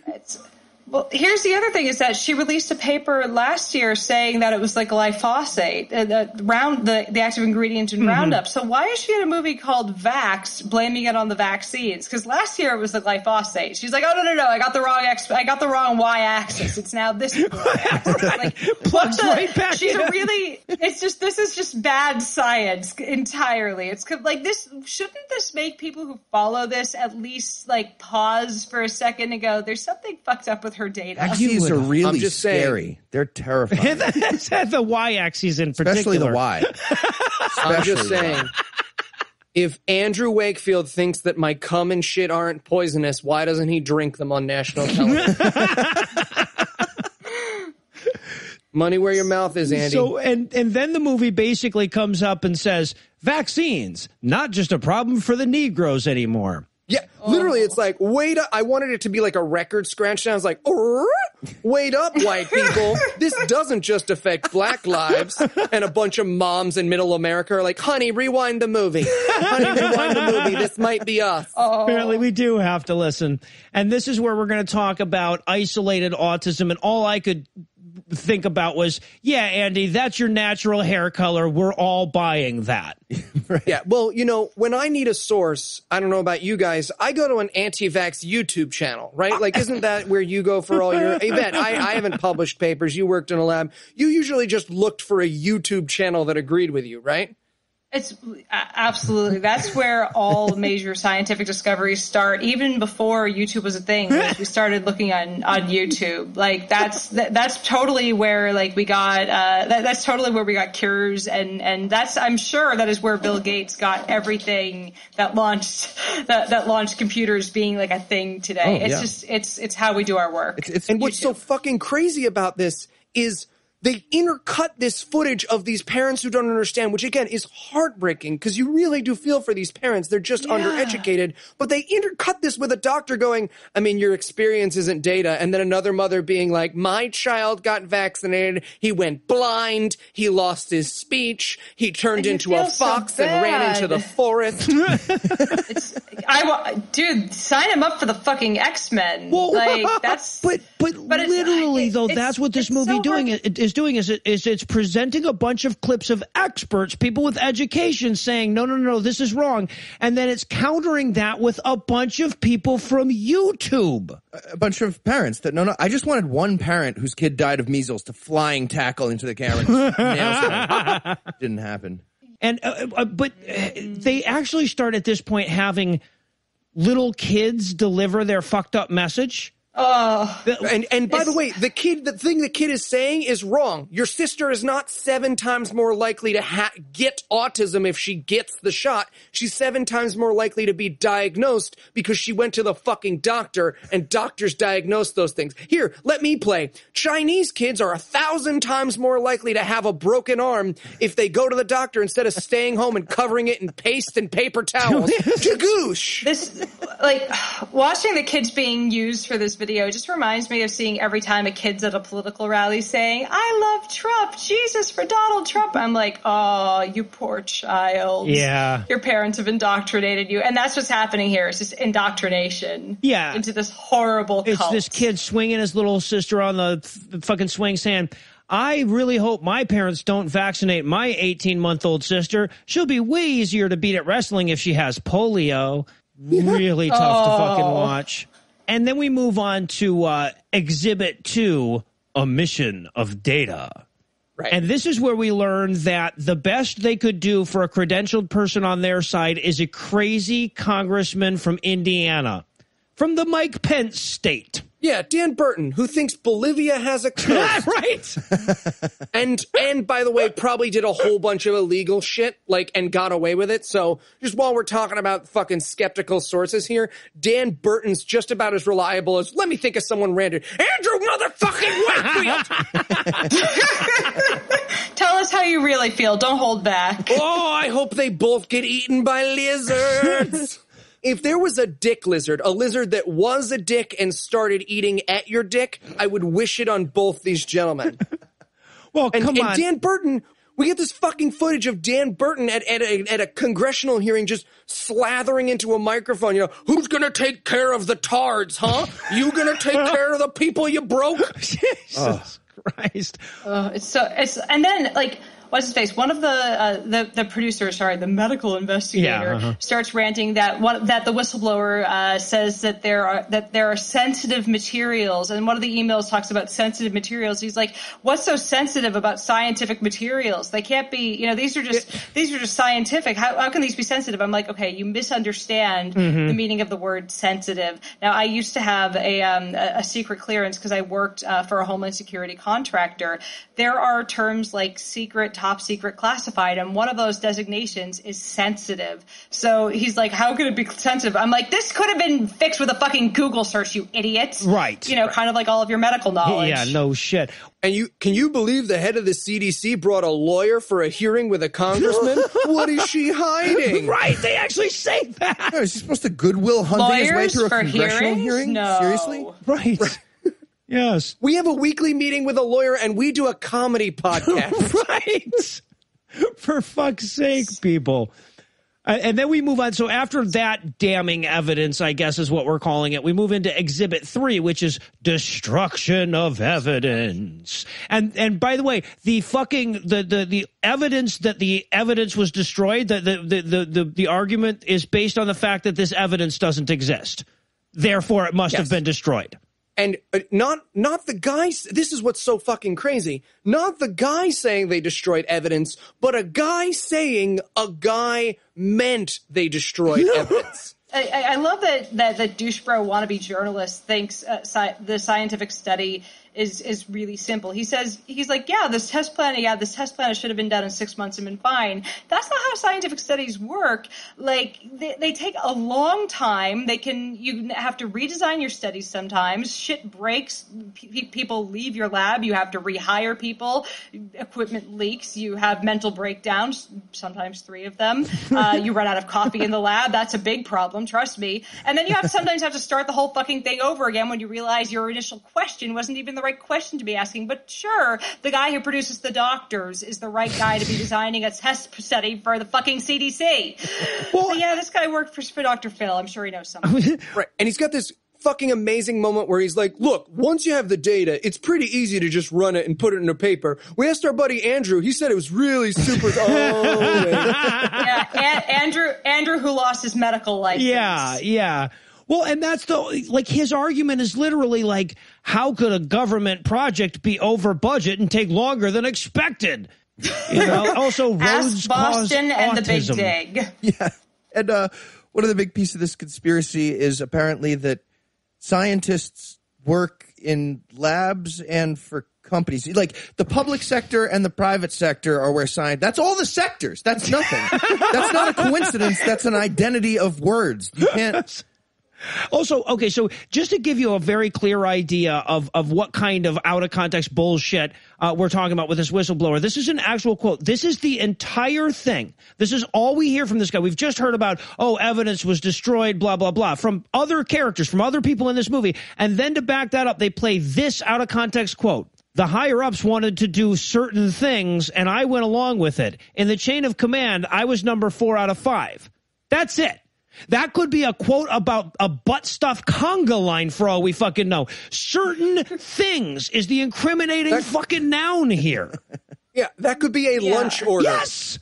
Yeah, right. I didn't want to do Chinese. That's exactly what that would be. So then we learned that Fat Saddam Hussein, once he was going to publish the paper, the CDC hitmen were after him. Oh, my fucking God. They literally suggest that the CDC has in-house assassins. Yeah, if Bill Thompson doesn't get murdered by the Cubans, the mafia, and the CIA, this whole movie makes no sense. So, because they start off like, he was a marked man, and I'm like, tee-hee-hee, what, is he going to get assassinated? But later they said, the fear is that we would be dredging the river for William Thompson. Killed by the CDC? What? Yeah. And this is also a crazy moment because we cut to like the CDC already talking to Congress about this, and we get a shot of fucking Bill Posey. Yes. And Bill fucking Posey, who knows about as much about vaccines as I do about editing and not eating on the recording, is fucking talking to the woman and he's like, hey, have you done a study with vaccinated kids versus unvaccinated kids and how they get autism? And the woman's like, well, no, because of a shit ton of reasons. We haven't done it at this time. But we did test the thing that you people said was the problem, and it's not. And he's like, answer the fucking question. Right, I'm a free citizen. You quit wasting my time I'm a with these congressman, explanations. that means I'm a doctor. This whole thing was so crazy. And here's the thing that they wanted to be tested now we've done studies. We've tried to see if there is a vaccine autism link by looking at cases of autism in vaccinated kids versus unvaccinated kids. We have tested for that now and studied it. There are no increased events of autism in vaccinated kids or unvaccinated kids. The rates are equal. Right. The only difference is that the unvaccinated kids get old-timey diseases and the vaccinated kids don't. Yeah, that's literally the only health outcome. The teensy tiny baby coffins rates of sales are much higher in the unvaccinated kids. Yeah. And now it's time for more YouTube wisdom, this time via whiteboard. Yes, from the fucking Canary Party. The Canary Party, a political party started for, quote, a movement created to stand up for victims of medical injury, environmental toxins, and industrial foods by restoring balance to our free and civil society and empowering consumers to make health and nutrition decisions that promote wellness, unquote. You cannot put words in an order that more means, I don't know how science is. Right. When does a food become industrial, by the way? If you make 11 pieces of cheese instead of 10? When is it? What the fuck are you talking about? I think it's when you shoot nails into it with a nail gun. That's industrial. Right. And they have their little Fiverr fucking whiteboard video. Yeah. And in this video, they make the claim, they say, dozens of papers show that autism and vaccines are linked. At which point, almost all of our notes say, name one paper, you lying fucking whore, fucking kid killing ass fucker, ass, fuck you, fuck your eyes. Fuck your damn eyes. Show me one fucking paper. If that paper existed, this would be god-awful vaccines. It doesn't fucking exist. The only paper I can think of is the one that was made by the guy who produced your goddamn movie, and now he has to call himself Mr. fucking Wakefield. Here's the thing, whenever vaccines show up on my page and I have a meme go viral about vaccines, I always get loaded with people who they'll do a search on Google Scholar that says autism and vaccines, and they won't link to an individual study because there are no individual studies linking the two, but they'll link to vaccines and autism, the Google Scholar search, and say, there's a link. I'm like, that's not a fucking asshole who doesn't understand the science. But here's the thing, they misrepresent VAERS and the vaccine court in this section because they talk about the government's paid out $3 billion or whatever the number was. Here's the thing about anything, I know I said this earlier, anything that happens 6 months after a vaccine, even with no direct proof of it happening as a result of your vaccine, can be attributed to the fucking vaccines. And if you, even without presenting sufficient proof, the government can pay out, and the government will pay out instead of the vaccine company because it's safer for public health that the government pays out instead of the vaccine company being sued out of existence because they make the vaccines and that keeps people safe from the diseases. So this way, these assholes can say, look, they're protecting the companies. It's like, no, they're protecting public health by keeping people vaccinated. So it's nuts the way that it can present everything being caused by the vaccine. Well, and honestly, and I've got to say this, if anybody has made it this far in the show who is an anti-vaxxer or whatever, consider this. If they were making any effort whatsoever, to be honest with you, they would have just presented that information along with it and then argued about why that's wrong, right? They make no effort to explain why the government, the vaccine court exists whatsoever. They just present it as this evil, insidious fucking thing that we should all be pissed off about. They make no effort to actually explain why it's there, how it is funded, when it came into being, what the justification for it was. It's just as far as they would have you believe, it is a dark thing that happens in the basement of the Illuminati main chamber below the Pentagon. Yeah, and why aren't they checking for anything else besides vaccines? All these 2-year-olds have autism. Let's check 1-year-old birthday parties, for causal relationship. What the fuck? Why aren't they checking the homeopathic medicines that these parents are also determined to give their kids? Yeah, no shit. And then finally, I guess we're wrapping up our case because we finally get exhibit number 4, obstruction of justice, which basically their argument is after we've proved that they were wrong, we didn't keep spending taxpayer money to continue to prove that they were wrong more. Right. And this is where the person speaking on screen is fucking Wakefield's lawyer. Oh, cross-eyed Gary Busey? Not the most credible looking guy. Maybe just have the Tinkerbell fly around and have him talk. Andrew should fight this guy on the top of a mountain. That would be awesome. By the way, at this point, he claims that the CDC created a fraudulent study, and they do it really quickly because they're really hoping no one will notice. Right. But what they're talking about is the series of studies the CDC did after this initial one, proving this same point over and over and over again. And since they don't want to address that, they don't want to point out the multitude of other studies that have been done by the CDC and other agencies. They just point out that the CDC, they fucked around with the data and created a fraudulent study here and there. But anyways, I'm the one who did a not so great job on Andy's case. Oh my God. I just think it's amazing that Wakefield, no longer a doctor for publishing a fraudulent study, called somebody else a fraud. I ran out of popcorn at least an hour ago. Right. Well, and then we get back to fucking whatever's Mel Largecock or whatever the hell his name was. And he starts, these are literally the sources being cited in this movie. This guy says into camera, he's like, I got a call from a guy last fall. That's it. That's the source. Yep. And then he tells us what that guy said. And what the guy said was, I'm going to blow this thing wide open. And then it didn't blow wide open. Ergo, someone killed that guy that called him. He goes, look, I'm going to submit your story and it's going to blow people's minds. And yet no one covered it. It's not because I associated it with a proven fraud and liar, but it's because of mainstream media. Me and Donald have the same opinion. They're all trying to get Hillary elected, and she keeps vaccinating kids personally. She says it keeps her young. And then we get what I think is the single worst moment of this movie, which is he says, instead, everyone focused on that measles bullshit from the beginning. Right. And we cut to Antonio Banderas in a wig, and she has the fucking audacity to go, why is everyone so weirded out by these couple dozen cases of measles when we should be talking about autism? And I just wrote in my notes, yep, I'm gonna kill her. I'm gonna murder her. Gonna murder.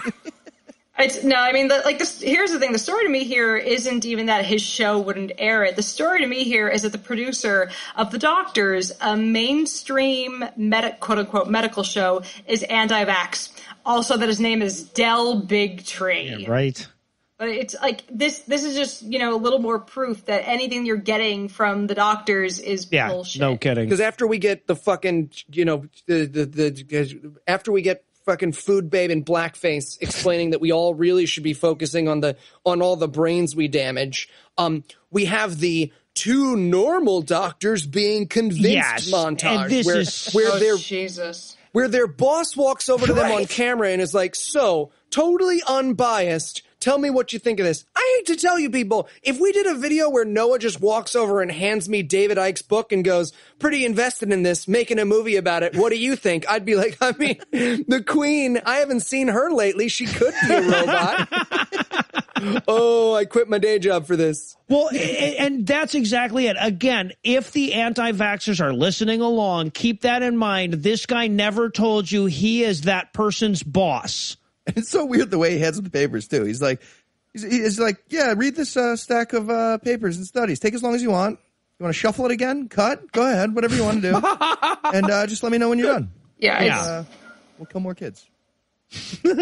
Yeah, it was very subtle that he just kind of slipped it to people who were on his show, and it's like, here's the thing: one of the doctors is, again, Dr. Bob Sears' brother, who's being investigated right now for gross medical negligence, and like both of them have written anti-vax books, all like before this fucking documentary was made. So it was poorly represented that to say that these people were pro-vaccine before the show. I don't know about the other doctor who was from the show, but Bob and Jim Sears are not pro-vax and really haven't been for most of their careers. So this was just them saying yes to their boss because they like having a job. Yeah. Well, yeah, and Jim Sears is like, it was like a huge revelation for him at this point. He's like, wait, so are you saying the CDC tricked me into giving kids autism for 10 years?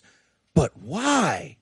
And scene. Right, yeah, exactly. Fill in your own blank there. So then we get the only fucking elected representative dumber than Inhofe doing his rant on C-SPAN about, well, we demand that this happen and that happen, and what was the other thing y'all told me to say if I wanted to be in the movie? Look at this snowball with measles. Fucking Bill Posey again, who looks like the Antichrist from The Passion grew up to be Bill Posey. And then they even mention in the fucking movie that Thompson is going to publish a paper about there not being a link between vaccines and autism. But Hooker instead takes that moment to be like, sounds like a cover-up to me, yeah, they right? got to him, must have got to him, yeah. It's like, and at the beginning of this, it still drives me crazy that at the beginning of this, they say Thompson didn't know he was being recorded. Like, shouldn't that have tipped off even the people that are most invested in this, that something was wrong with how they're representing what this person said? Mm-hmm. No, of course not. Apparently not. And then Trans Beethoven shows back up to remind us that we're a mere 16 years from Autismopolis. Yeah. And then we get the last fucking scene of this movie is there with the very pretty lady doctor who really wanted to be a model, but it just didn't work out, so she settled for medical school. And they ask her on camera, will you tell people to vaccinate your kids? And long story short, she says no. Yeah. And then we get the fucking after credits. Every 7 minutes, a child is diagnosed with autism. Call your leaders and demand the following. 3 years worth of cheese. Make it illegal for people's children to stop dying. Harass this list of people. We asked a bunch of real scientists to be part of this, and they said, you're a fraud and an asshole. Directed by a proven fraud. They actually said that none of these people would be in our stupid fucking documentary. Unbelievable. And seriously, every 7 seconds. Well, I just diagnosed 70 million kids with autism myself. Now it's like always. It's all of them. Every 0 seconds. All the kids have autism. Jesus. Idiots. Well, and the fucked up thing is that it's actually like the rate at which kids die of vaccine preventable illnesses is higher than the rate of autism. So even if like autism was an inevitable result of these vaccines, we'd still be better off with that much autism. Yeah. The funny thing is, a lot of the people that I know who are anti-vax, when I've asked them, would you get vaccinated if you had to travel to a part of the world where it's necessary to be vaccinated to go there? They're like, yeah, I would. I'm like, oh, so you believe in vaccines when it comes to go to a place where there are still vaccine preventable illnesses that could fucking kill you.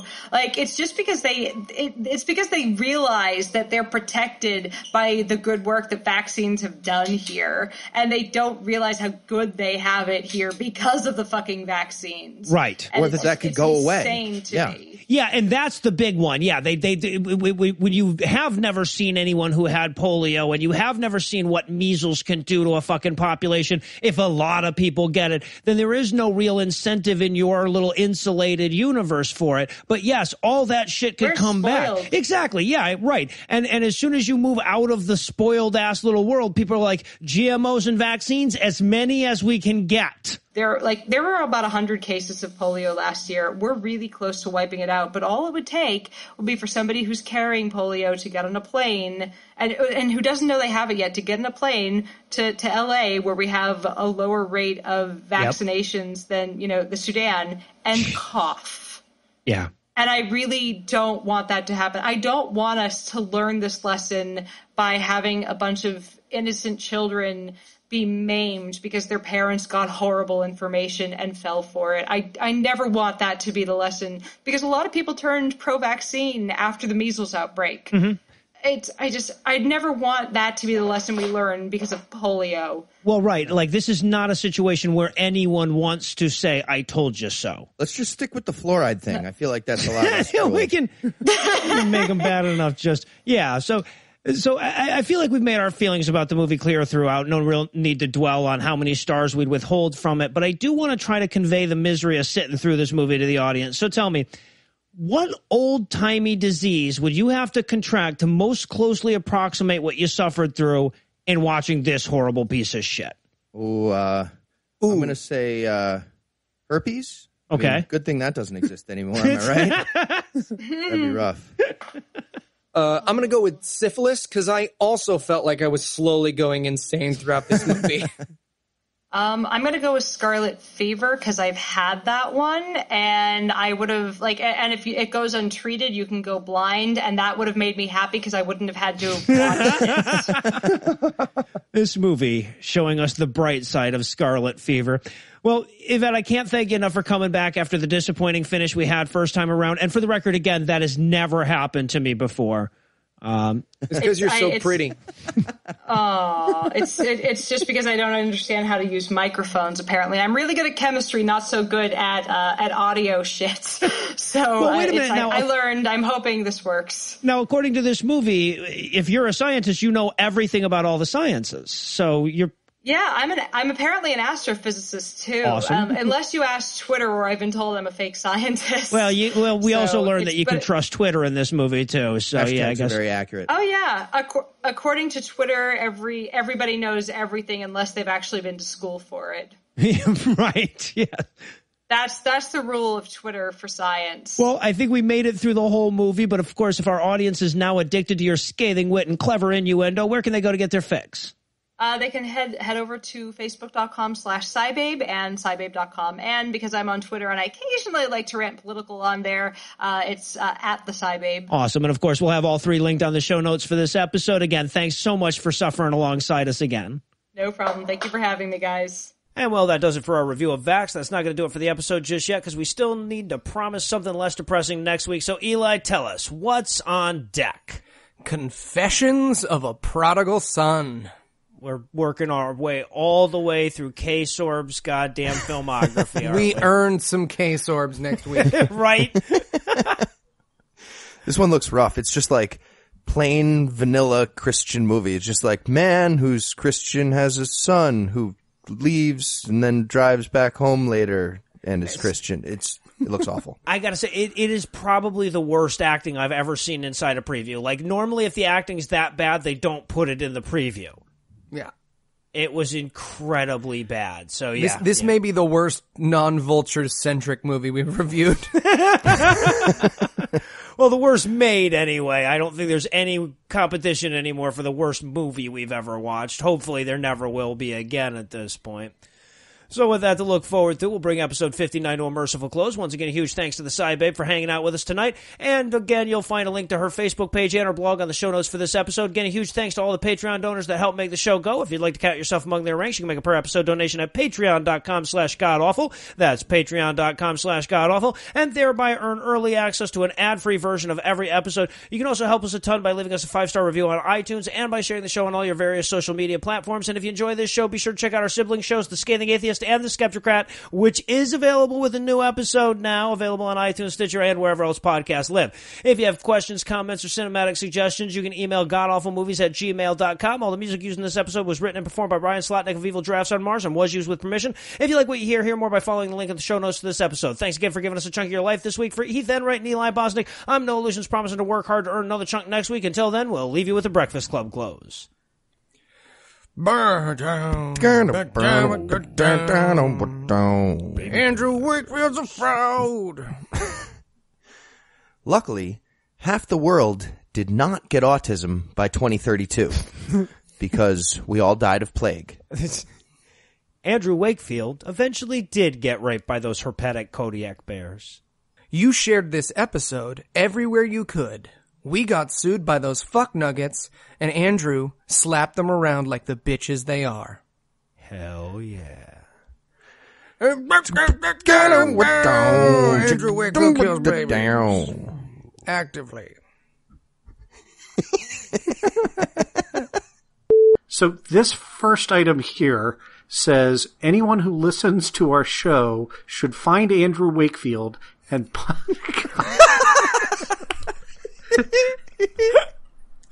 I've even read this before.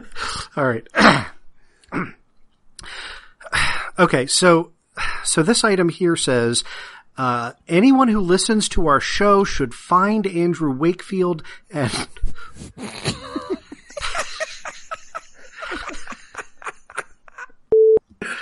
Do we want a clean take of anyone who listens to our show should find Andrew Wakefield and punch his balls until he dies? or several dirty takes leading up to another clean take? No, I think we've got everything we need for that. So. All right. Or were you just trying to make Andrew say it again? Because if so, we can go back and I can say, oh, no, I am going to need that again. The preceding podcast was a production of Puzzle in a Thunderstorm, LLC, copyright 2016, all rights reserved. You bring your phone everywhere. Work, school, the movies. Now you can bring it to an Xfinity store for an easy way to switch to Xfinity Mobile, a new kind of network designed to save you money. You can get up to 5 lines of talk and text included with Xfinity Internet at no extra cost, so all you pay for is data. It's never been easier to switch to Xfinity Mobile and keep the phone you love. Click here to see how. Sorry, I gotta take this. Restrictions apply. Limited to select mobile phones. Requires activation of a new line of Xfinity Mobile. Up to 5 devices per account. New Xfinity Internet customers limited to up to 2 lines pending activation of Internet service.